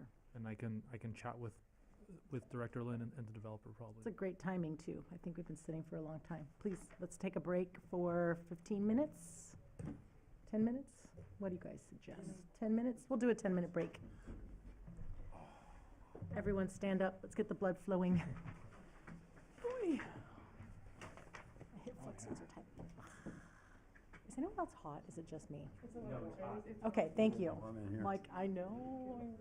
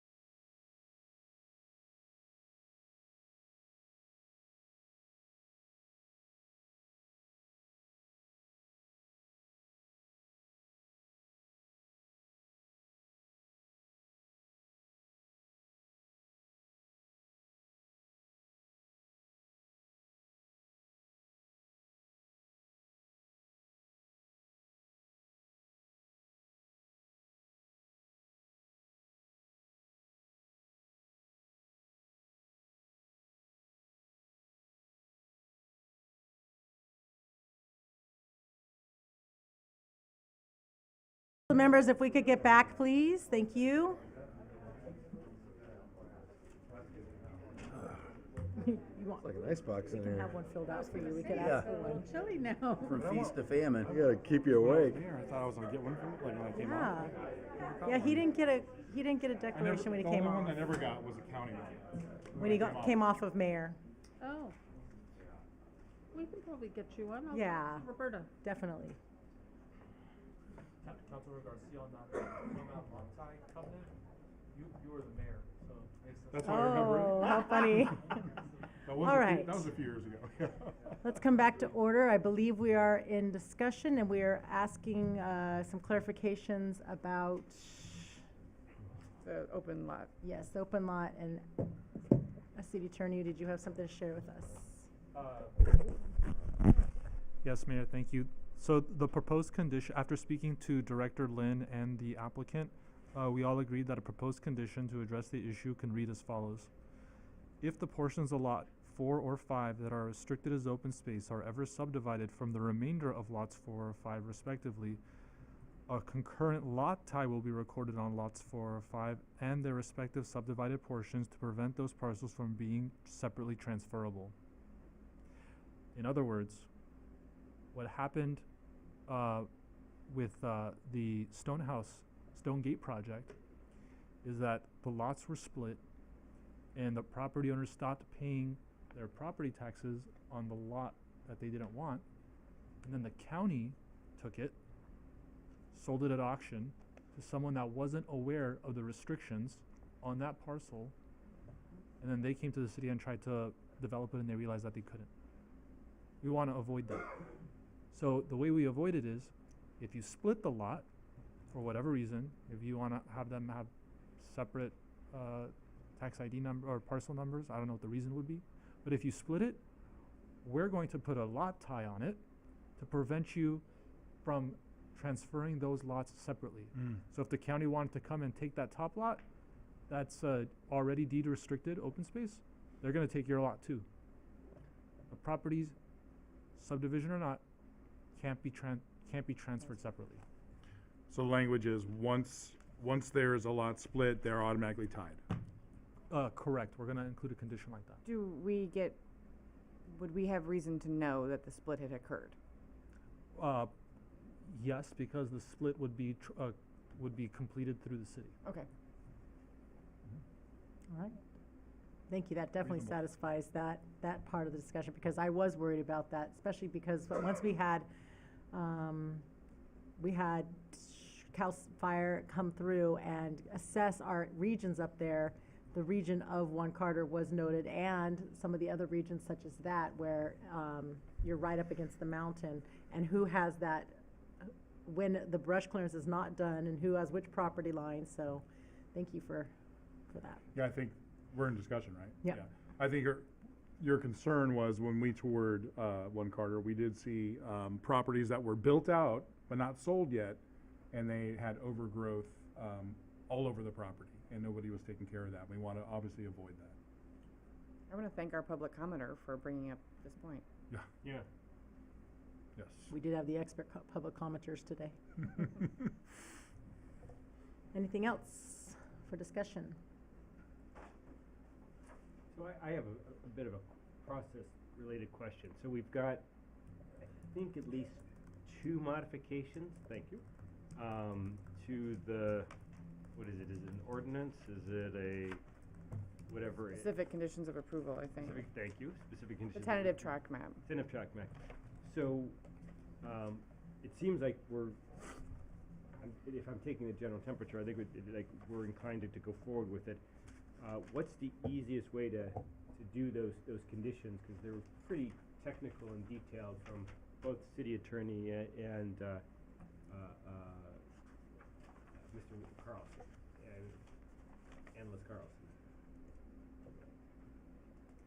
I just recommend that whatever the motion be, that it specifically say as amended by, and then you can state city attorney, management Carlson, and whoever else had made an amendment that you want to incorporate. Okay. And it'll be reflected in our recording.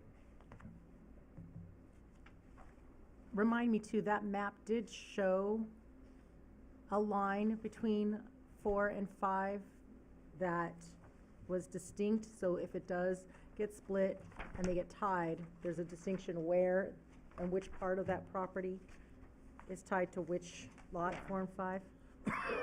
Yeah, 4 and 5 are Yeah, like. there's the line, okay, there's a parcel line. All right, do we have a motion? So I'll go ahead and move approval of a resolution 2609 for the tentative traffic map 65348 as amended by the recommendations of Management Analyst Carlson and City Attorney Garagosian. Can you also certify?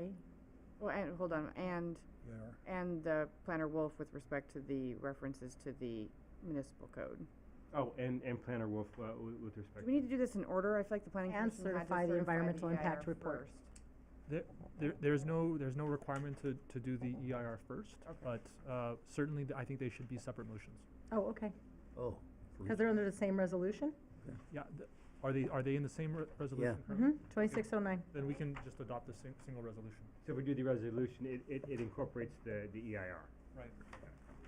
Then I don't need to do something separate, is what I'm. But you still, yeah, statement certifying the EIR.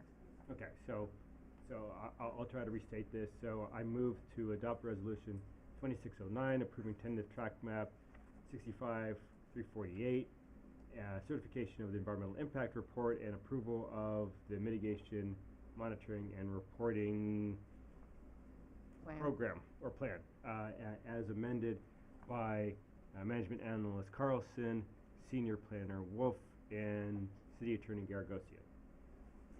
Second. All those in favor? Aye. Opposed? Okay. Moving on to the consent calendar.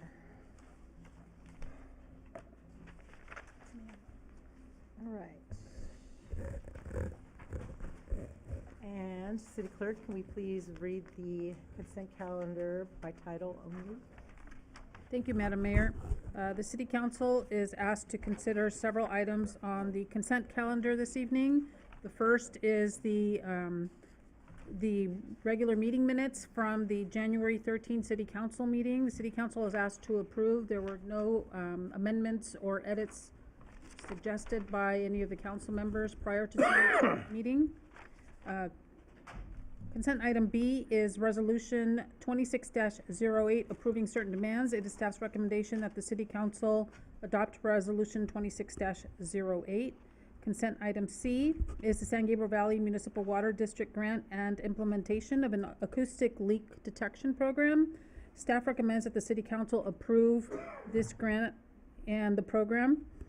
Consent item D is the professional services agreement with Wildan Civil Tech Engineering, Trans Tech Engineers, and IMG for on-call engineering services for the remainder of fiscal year 25-26 and fiscal years 26-27 through fiscal year 28-29. This recommendation from city staff is to approve. And consent item E is amendment number 2 to the professional services agreement for consultant services with Geocon West in the amount of $49,000 for a total not to exceed contract amount of $101,600. It is staff's recommendation that the City Council approve the amendment. And then moving on to the last 2 items on the consent calendar. F is the revised amendment, number 1, to the professional services agreement with Vertex Companies LLC for construction management and oversight services for the library remodel and construction expansion project. Staff's recommendation is that the City Council approve the amendment. And lastly, resolution number 2610, adopting the 2025 City of Sierra Madre Local Hazard Mitigation Plan. Staff's recommendation is that the City Council adopt resolution 26-10. Madam Mayor, that concludes my report. Staff is available for questions. Does anyone have questions on consent item A? Consent item B? Madam Mayor? Yes. I had a question about Dodge Charger Unit 2117. It looks like there were some repairs that were done to it. It's one of our relatively newer vehicles. What happened? Can you give us tell us what happened to that unit? My understanding is that the vehicle hit a light pole. In response to a police action, or? No, it was just in the course of daily events, and there was an accident, and the vehicle struck a light pole. I hate when that happens. It happens. Yep. The vehicle drives into Consent item C. Consent item D. Madam Mayor? Yes. So I think I can ask one question, if it's okay, for D, E, and F collectively. Sure. Well, because D has, it looks like it's $800,000 in approval. But it's my understanding that neither D, E, or F are asking for any budget amendments. We're just updating those three contracts. Is that correct? Correct. So D sets on-call contract authority for engineering services. The budgets for those are with the individual projects that are already approved, the capital improvement projects. So this would allow the city to design those projects faster through a task order process. No additional budget appropriation is being requested for that item. For item E and F, both are related to the library project. No additional budget is being requested for that. This is additional contract authority for work already performed or to be performed as part of the project closeout. Great, thank you. Exactly my questions. Can I also ask kind of a follow-up question to that? So is this very similar to how we do fire marshal services where we don't have a fire marshal, so therefore we have to pay Willdan or another company to do that? Is this also because we don't have an engineer? Correct. So if we had an engineer planning director, would we still have to pay these fees? It depends, because some of these projects require, significant amount of time for design work. And it would take a director, a good portion of their day to spend designing some of these projects. The value of having an engineer on staff is being able to speak the language of engineering, with engineering firms or people who are proposing projects. And then also being able to certainly design projects in-house of limited scope and duration. Some of these projects are fairly complex. We're talking about water projects, road projects, infrastructure projects of that nature. So it's always better. And our past practice has been to bid out the design work for these projects. We've just been doing it one at a time. So we would have a road project. We would issue an RFP for design services for that specific road project. We would award the contract. It would be designed. We'd get the construction packet. We'd put it out to bid, and then we'd start the process all over again. This would shrink the amount of time for us to be able to design all of that by having the contracts already in place.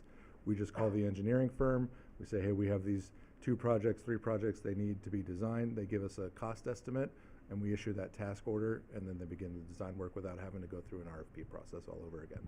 Mayor? Yes. You meant Public Works Director Engineer, correct? Correct. What did I say? Planning Director. Yes, so sorry. Thank you so much. Thank you for that correction. Well, what did I say? Mayor, another advantage of potentially outsourcing this responsibility is you get different types of engineers. So if you were to hire an engineer, you'd likely get a civil engineer. But if you work with a firm that has a number of different engineers on staff, they could do all types of different engineering work for you. Great point. Thank you so much. And so regarding the RFP process, so since we're opening 4 contracts, we don't really have to go through the RFP contract. I think similar to your question, like we have a fire marshal hired through Willdan. Is this a similar type of function? We're not hiring a specific person as much as we're retaining a specific service. Gotcha. Okay. All right, and then any questions on consent item? Anybody else have anything on item E? F? Yes, F. Yes, okay. So my question is, so this is the Vertex amendment, and it contemplates sort of 2 things as far as I can tell. One is payment for work already completed, which, that is what it is. And then additional amounts for work to be completed through the end of the project. And I guess, I don't recall, I know we did look at this contract some time ago, whether this contract was priced on an all-in sort of basis, or if it was like on an hourly or on a, you know, time by time basis? I guess I'm just wondering, you know, or have we exceeded the scope? I mean, I guess I'm wondering, like, if they quoted us a price for doing this job, why are we now paying them more? Based on, I mean, what is sort of the variance in the contract that permits them to come back and say, no, we actually need more than what we asked you to pay us to do this job? Yes, Madam Mayor, Council, this is additional inspection work for specific materials that are on site. So that's what it is, and it's a subcontractor with Vertex. So they hired that one directly versus Geocon was originally hired by the city, contracted by the city. This other one is Twining. They're a subcontractor of Vertex, and so with the duration this is going, it's additional testing that's taking place. So this is a subcontractor whose cost we agreed to just get passed through from Vertex? Yep. Yes. And what they are doing is something that needs to be done? Correct. Okay, so this is not really fees that will go to Vertex for additional quote-unquote No, additional it's going work through their sub. Okay, that's helpful, thank you. I can ask a follow-up, and this was generally anticipated work that had to be done. Yes, to close out the project. Great. Just like with the Geocon West is also additional geotechnical work that needs to be done. And that pass-through cost is both with respect to the work that's already been done and the work that they're expecting to occur, this, you know, Through closeout. Okay, all right, perfect, thank you. Thank you. And item G, any questions on consent G? Madam Mayor? Yes. I have a couple questions. So how has the hazard mitigation plan changed since the last version, the 2020 version? And then I'll add one other part, not just the 2020 version, but with respect to the Eaton fire and our experience with that. Wait, quick question. Is this any different than the readings we've been doing? This is now like the final approval, or is that different than the readings you did prior of the? These are going to be two separate items Okay, there. thank you. Yeah, I have another one on right after this for Got it. discussion. Thank you. Thank you for the question, Councilmember Parkhurst. Let me grab my notes in anticipation of these questions, if I may. This particular, it's on here. Multiple items on, I apologize. The 2025 plan, basically, the changes in that are updates the hazard identification, ranking, and profiling.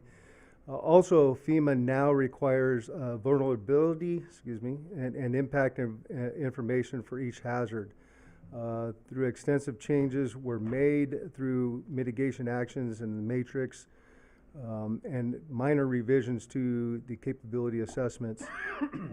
Perhaps the biggest change was the requirement for a much more aggressive community outreach process, which was well documented in the planning process as well. FEMA definitely, it was still part of the process in 2020. But they really wanted to reach it out, and we had to document all the engagements that we had with the public, whether that was through social media platforms, town halls, any kind of correspondence that we sent out. Everything was documented within a matrix. If I believe your second question, in relation to the fires and the aftermath of that, that was absolutely one thing that we put into it. We had lessons learned and everything else. So we were specifically looking at ways for the vulnerability that we had as far as evacuations, roads, vegetation management, the hardening of structures, and everything also went into that. But again, this plan is really, it's a strategy for us to help mitigate future potential incidents, if you will, whether that's going to be wildfire, earthquakes, mud and debris flows, or what have you. But it's going to allow us to continue seeking funding to help us with that mitigation. It's a FEMA requirement if we're going to be looking for it to mitigate efforts or also to seek reimbursement for anything that may transpire from an emergency. Without this plan, we're going to be looking at at city resources to do all of that work. So that's really the auspice of this. It's a plan that allows us to seek funding. Chief, did I read this correctly? The FEMA's already approved it? We just have to sign off on it? Or They have approved it pending adoption. by us? Then our consultant will take it and do the final edits. It was brought to our attention that there are some typos as well. Those final edits will be done with that document and then forwarded to FEMA with the adoption, the resolution being adopted as well for the final. Thank you. All right, any more questions? All right. Do we have any public comments for items on the consent? Mayor, there was one email that was received by the city clerk's office and forwarded to the city council from Catherine Addy. There were no speaker cards submitted from the audience for this item. Any discussion on any of these items? Madam Mayor? Oh. Just two things. The Geocon West had a really nice Gantt chart associated with it, and I'd love to see that with future projects. I think it just really helps. At least it helps me when I look at a project. I can see kind of where it is and where it is in the process. And when people ask, oh, "What's going on?" So and so, it's an easy thing to pull up and take a look at it. So I was really excited to see that. And then on the I think it was item D with the three firms for potential on-call engineering services. I think that I'm really happy and excited about that. I think that that's going to really help us streamline things and get projects done on a more timely basis. So applaud city and staff for doing that. Thank you. Councilmember Creeves, did you have something? I was gonna move to approve the consent calendar. All right. Second. All those in favor? Aye. Opposed? All right. We are moving on to our discussion items. Our first item is Chief Bartlett again. Hello, Chief. Good evening once again. And Mayor, to your first question on my last visit, this is the item that we have previously spoke about, where I brought it forth to council for discussion and direction as far as revamping specifically the Sierra Madre Municipal Code, Chapter 10.52, which basically discuss the red flag parking days restriction prohibition. And so the ordinance before you, Ordinance 1489,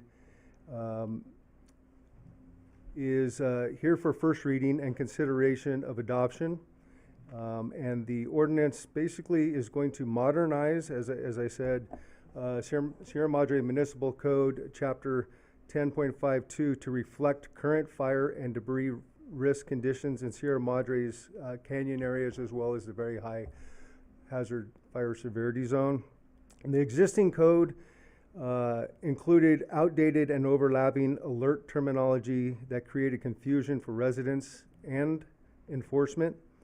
This update improves clarity while preserving the original public safety intent of keeping emergency access routes clear during red flag conditions.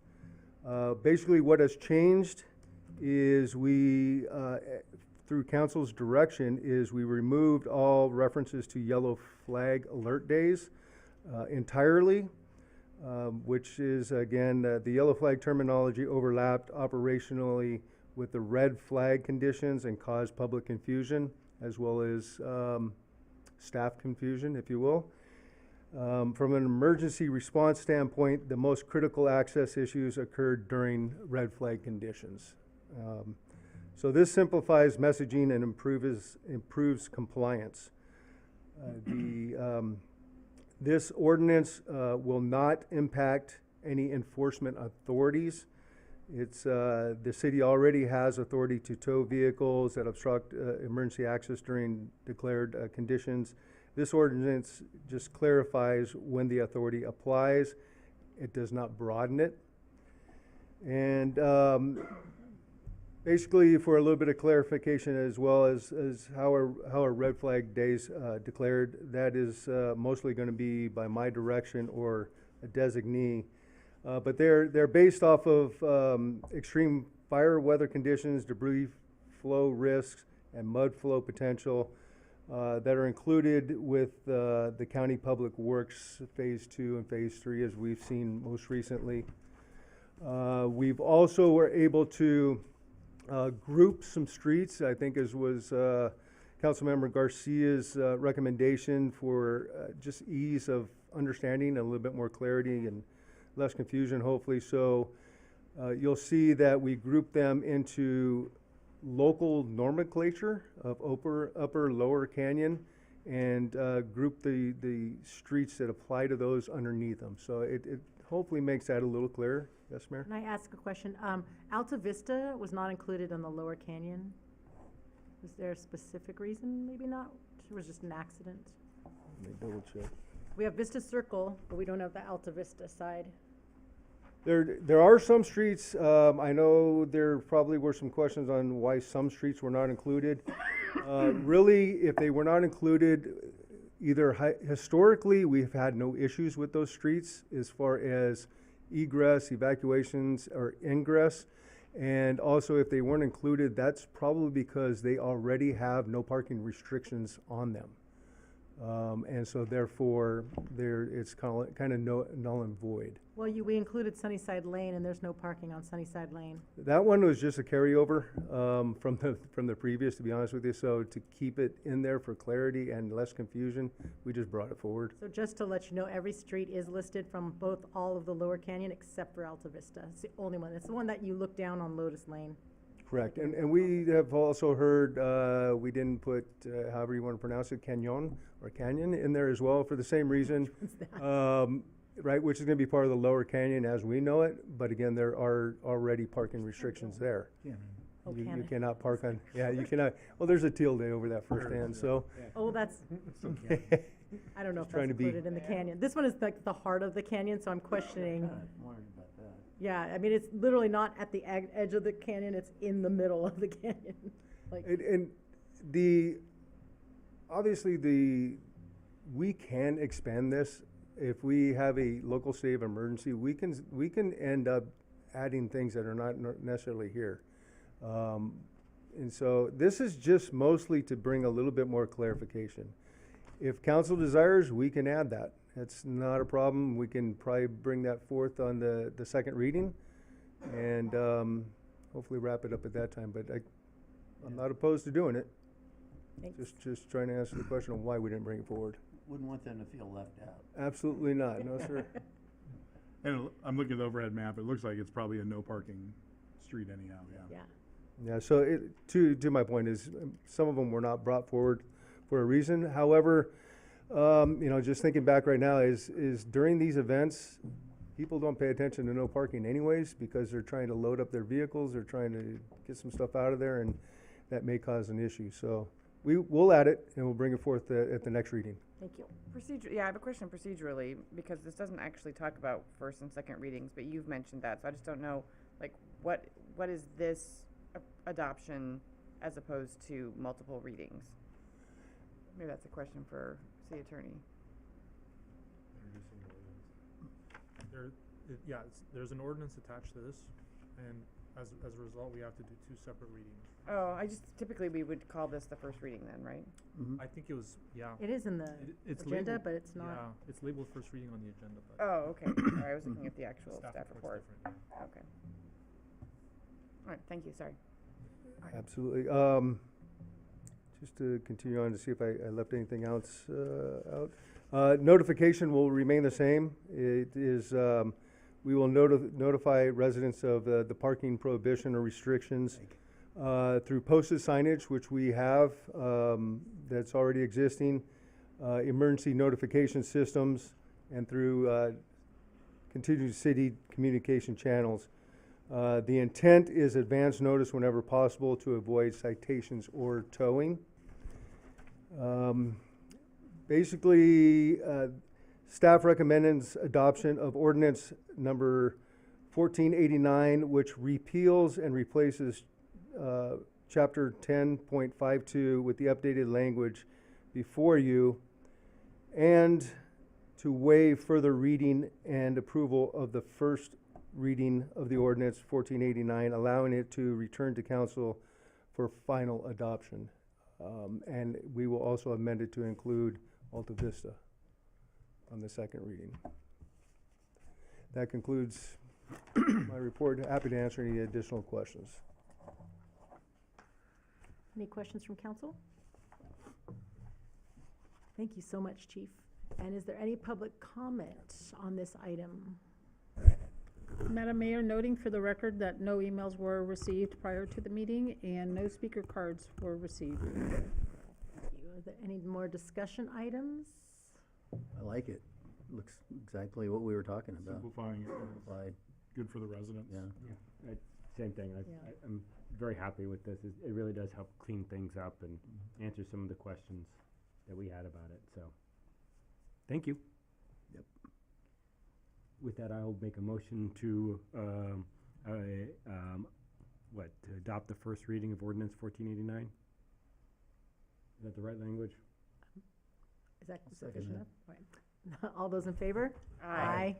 Opposed? Question for clarification, did you want the Alta Vista added to? Okay, that wasn't, and I Sorry. missed the second. Who seconded? All right, let's move on to our report, discussion, and direction on the GAN appropriations limit to increase ballot measure. Thank you, Mayor. Just waiting on the 45-minute PowerPoint presentation. It's coming. That means that it's after the time you can move. We will rebrief. What's that rule about what time we can't start things new? 9:15, is that what it is? Quick, start. I opened it. Okay. The item before you is a report, discussion, and direction on a proposed GAN appropriations limit increase ballot measure at the June 2nd, 2026 statewide primary election. Next slide, please. So what is the GAN limit? The GAN limit is a constitutional spending cap established in 1979, enshrined in the state constitution. It restricts total tax revenue appropriations each fiscal year, hence the GAN limit. It's adjusted every year based on population change and inflation adjustments, and the intent was designed to ensure spending grows proportionally to community resources. Next slide, please. The city has historically always been in compliance with our GAN limit. However, in fiscal year 2025, we recognized that we were approaching the limit, and the margin has continued to narrow significantly over the past 5 fiscal years, other than some one-time adjustments done in fiscal year 2026, which included some general fund capital spending, which increased the limit. Those are one-time adjustments, so what you see with the orange dotted line is if that capital did not exist, where we would be relative to the GAN limit. So the potential exists for the city to exceed its limit. Next slide, please. And this is the baseline forecast when we're assuming about 2.5% growth in the GAN limit, with appropriations growth of about 4%. Historically, when the city recently adopted or created its long-range general fund forecast, the average annual growth rate in the general fund was about 7%. So these are very conservative estimates, and yet what we're seeing here is by fiscal year 2029, we are projected to exceed our GAN limit. Next slide, please. Then we just did some stress test scenarios looking at higher growth assumptions at 5% or 5.5% just to see whether we approach the limit quicker. Obviously we would, because the more we spend, the quicker we're going to come to the limit. Next slide, please. And what happens if the city exceeds its GAN limit? The California Constitution requires one of two things, either mandatory refunds of excess revenues or a reduction in appropriations. The cumulative impact of either one of these things constrains the city's ability to provide service delivery and capital planning because we're doing less with less money. So that would essentially impact our ability to respond to emerging community needs. Next slide, please. So the option before us And what is available to us through the ballot measure process is to seek voter authorization to temporarily increase the GAN limit. Based on our analysis, we recommend increasing the GAN limit by 16%, or approximately 2.4 million over the 4-year period. That is a temporary increase for that 4-year period, and maintaining that increase after the 4 years requires subsequent voter approval. Next slide, please. The GAN limit is not a tax. The proposed measure does not authorize new taxes, it does not increase existing tax rates, and it does not permanently expand appropriations authority. What it allows the city to do is to spend the money it already lawfully receives through the existing tax base. Next slide. Should the city council choose to proceed with the ballot measure at the June 2026 statewide primary, obviously in January here tonight, we're seeking council direction. We would bring back an item at a meeting, one of the 2 meetings in February, to call for the election and the placement of the ballot measure. Should that be approved, we would engage in a community education process so that voters are informed of the election in June, what the GAN measure is and what it isn't. And then we would have the statewide primary in June. Just a key date on there, the last day for the city to place the measure, to adopt placement for the measure, is March 6th. So that's why we would recommend doing it at one of the 2 meetings in February. So therefore, it is recommended that the city council provide direction regarding placement of a GAN appropriations limit increase ballot measure at the June 2nd, 2026 statewide primary. That concludes my report, and I'm happy to answer any questions that you have. Questions from council? Madam Mayor? So if we were to exceed the GAN limit, does it largely related to capital projects, or would it be to any projects that are over anything in the budget that's over that? Like, what do you choose to not fund if you're over the GAN limit?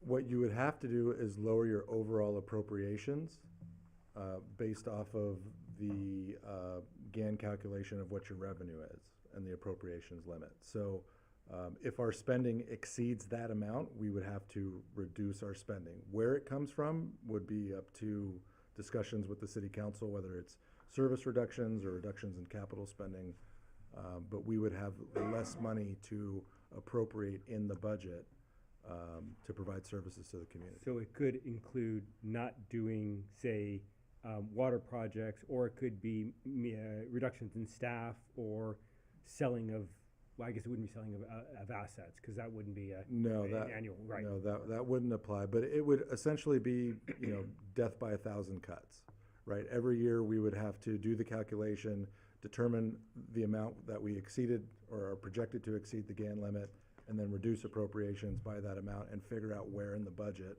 we're going to cut that, whether it's a service or a program or a project. So this would happen every year, so we'd be playing whack-a-mole every year of like, what are we gonna cut this year? And correct. And then what could we refund or then have to cut in another year? That's correct. And it would be projected, right? So it could turn out that we are projecting a overage, and then turns out in retrospect we didn't, and so then we've cut things that we didn't actually have to cut, right? Because we wouldn't wait to see if it happened. Correct. So, yeah. So you mentioned, just out of curiosity, you mentioned the capital, like a one-time capital adjustment. Not all capital projects are exempt from GAN. Just if you go over and you do a capital project, you can get an exemption. Is that how it works? It's general fund capital.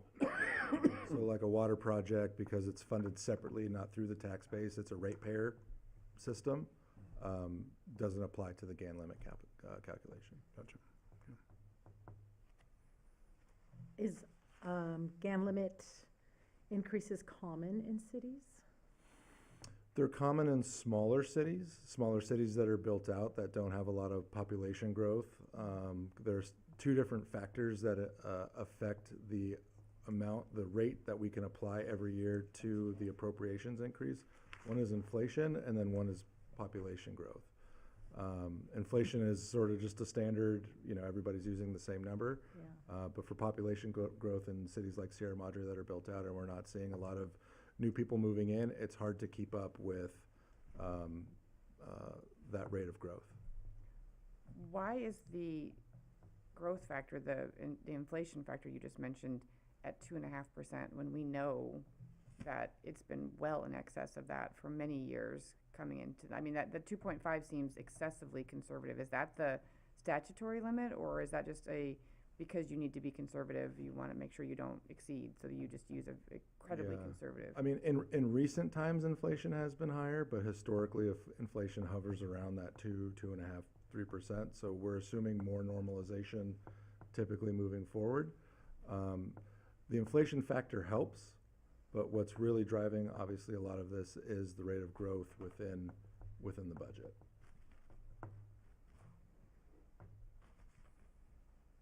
So the 2.5 is inclusive of any potential population growth, or are you assuming in this model a flat population growth? Because we actually have seen population decreases here in the city. Correct. Which is detrimental to our GAN limit. Our population growth historically is relatively flat. We might go up 1% or down, 0.5% depending on, the state census figures, but it's relatively flat. New development that we've been talking about, this evening with the Ginkgo project and the Meadows, obviously that will help, but those projects are several years down the line before we would see the effects of that. They're not that big. And they're not that big. 203 people in 24 years. And I think we talked about this before when this came up in another context, but we are particularly disadvantaged because obviously in 1979, for example, we didn't even have a paid fire department. So we've established an entire new department and area of service that didn't exist based on our baseline. And there's no, as far as I understand it, and I've talked to our city attorney as well as some of our state folks, there's no way to adjust for that reality. That's correct. That's correct. And when I say the rate of growth in the budget, that is obviously a large part of that is the professionalization of the fire department and the adding of, $3-4 million in additional general fund appropriation during that period. So, margin C is 1.4, like 4 years out. So we're kind of, the 2.4 is just to kind of have a safety valve, just in case type of analysis. Correct. Yeah, it assumed that, the structural mismatch is about 4%, with a little bit of a cushion in there. So we compounded it for, 16. Gotcha. Yeah. Okay. Right. Yeah, in the next 4 years, the Survey of Professional Forecasters is published by the Philadelphia branch of the Federal Reserve Bank. It's an authoritative forecast.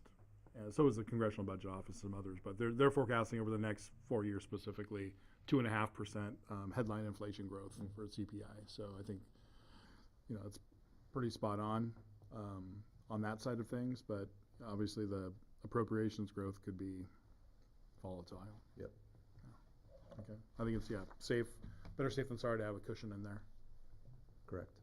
Because inflation is compound, so if we have like a 4% year next year, that could affect a lot of things. So, or if we have lower inflation. So, yeah. Sorry, questions. The 4 years, is that statutory or is that just sort of practice? I believe that's statutory. It's in the Constitution. Yeah. So you can ask for an increase, but the increase can only be for 4 years? Correct.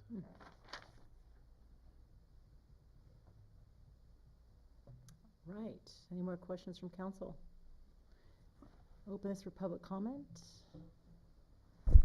Madam Mayor, for the record, there were no speaker cards nor emails received. Let's open this for discussion.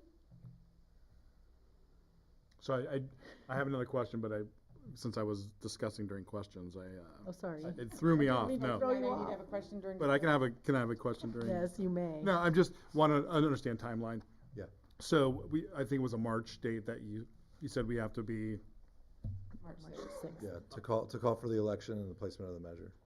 So on that date, would we have to call for the election and also have ballot language? Or is it just basically calling for the election? So the language has to be done by then? Correct, yeah.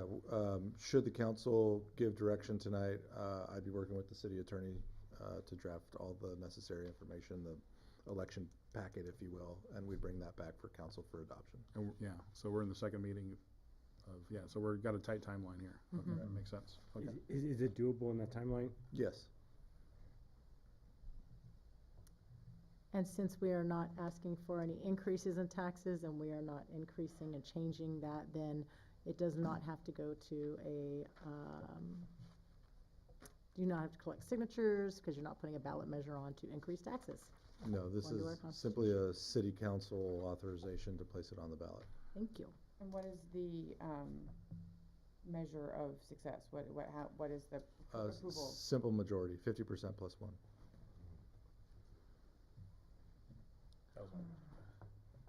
I mean, I don't have another one. is there a discussion to be had here? No. All right, can I get a motion? I'll move to support this. I'll second. All those in favor? Aye. Opposed? All right, items for future agenda. So I've discussed it before, and I looking at the red flag, issue and hearing public comment, and I saw our residents. It's kind of a few things going on. I saw our residents' video regarding the people coming up the street to be looky-loos. I'd really like to have some type of published evacuation plan for the city for emergencies, fires or floods or whatever it might be. I'm not going to give suggestions on that because that's just an agenda item. But I think that's something important for our residents to see, some type of evacuation plan that's in place and can be implemented. Okay. Maybe refer to, it was really neat, City of Glendale did it, where they actually did a full drill with neighborhoods, and they have the videos of it. It was pretty exciting, and they made it into the get up and go. They attribute it to the flags, like it's a red flag alert. It'd be smart to have a get up and go, or whatever we call it, bag. Yes, thank you, go bag. Go bag, yeah. So that was pretty, and they had full neighborhoods practicing and. Wow. So I don't know if that's agendized, but I think it could be, but that'd be something we could discuss. And then Yeah, we'd have to go back and study how we would create that plan. It might require us to hire a consultant to help us navigate all of that. Or at least we could bring it as a discussion for the council, I think. Mhm. Yeah. And with that, are there any probably updates with notification that we've discussed since we learned that there were some problems, with not necessarily us, but also in the neighboring cities with notification? We did a fairly, very quick job, but there are those dead spots in our city that you cannot get notification if you don't have Wi-Fi, and if electricity's down, there is no cell service in those areas. So people were not getting notification until they left our canyon or left the northern parts, and as soon as they self-evacuated or saw a police car go by, then all of a sudden, bing, bing, bing, they're getting their notifications. Yeah, I think part of that discussion we could do, evacuation, also notification, if we can put that all together. Thank you. Anything else right now? Madam Go ahead. Mayor? So, the SCAG presentation with the ATP, I don't know if it's an actual agenda item, but, there were gonna be a call for projects this spring. I would love to see if staff, when working with California consultants, could really evaluate that. Maybe it's something for the transportation subcommittee to give some input on and some ideas on what would be a good project. That seems like an incredible opportunity that we wouldn't want to miss. And maybe even working with our resident who is a SCAG employee would be helpful. Maybe inviting her to the transportation subcommittee. Maybe the COG, as she suggested. Yeah. So just, take advantage of this funding, and I defer to staff on the best way to do it, but it seemed really. And resources. Yes. Yeah, okay, staff and resources, yes, thank you. Because some of the things I noticed that they don't have funding for, but they have free resources that we can steal and put up like signage for education. We pay for it, we're members. Yes, that's, I'm sorry. Yes, we pay for it, but it's not giving us more funding back, it's giving us the resources. Anything else? All right, so, I would, listening to, public comment and transparency and, I guess education again, a lot of what we had prior to, when Meadows was first coming through, is they did have a representative from that development company, New Urban West, Jonathan Frankel, that came to council meetings, came to planning commission, and it was really a good way to have that connection with someone speaking to the developer and with the neighbors and the public, and so that dispensed a lot of he said, she said, I heard this, because he was able to communicate. And I'd like to see, I don't know, we can't mandate anyone come, but I don't know if we still have that ability to talk to the developer and recommend that that would be a best practice moving forward with the next stage, now that we're moving into the building stages. So agenda item? Yep. Thank you. All right, I believe that is it. May I have a motion to adjourn? So moved. Second. All those in favor? Aye. Anyone opposed to that? Right. No, Thank you, everybody. not likely.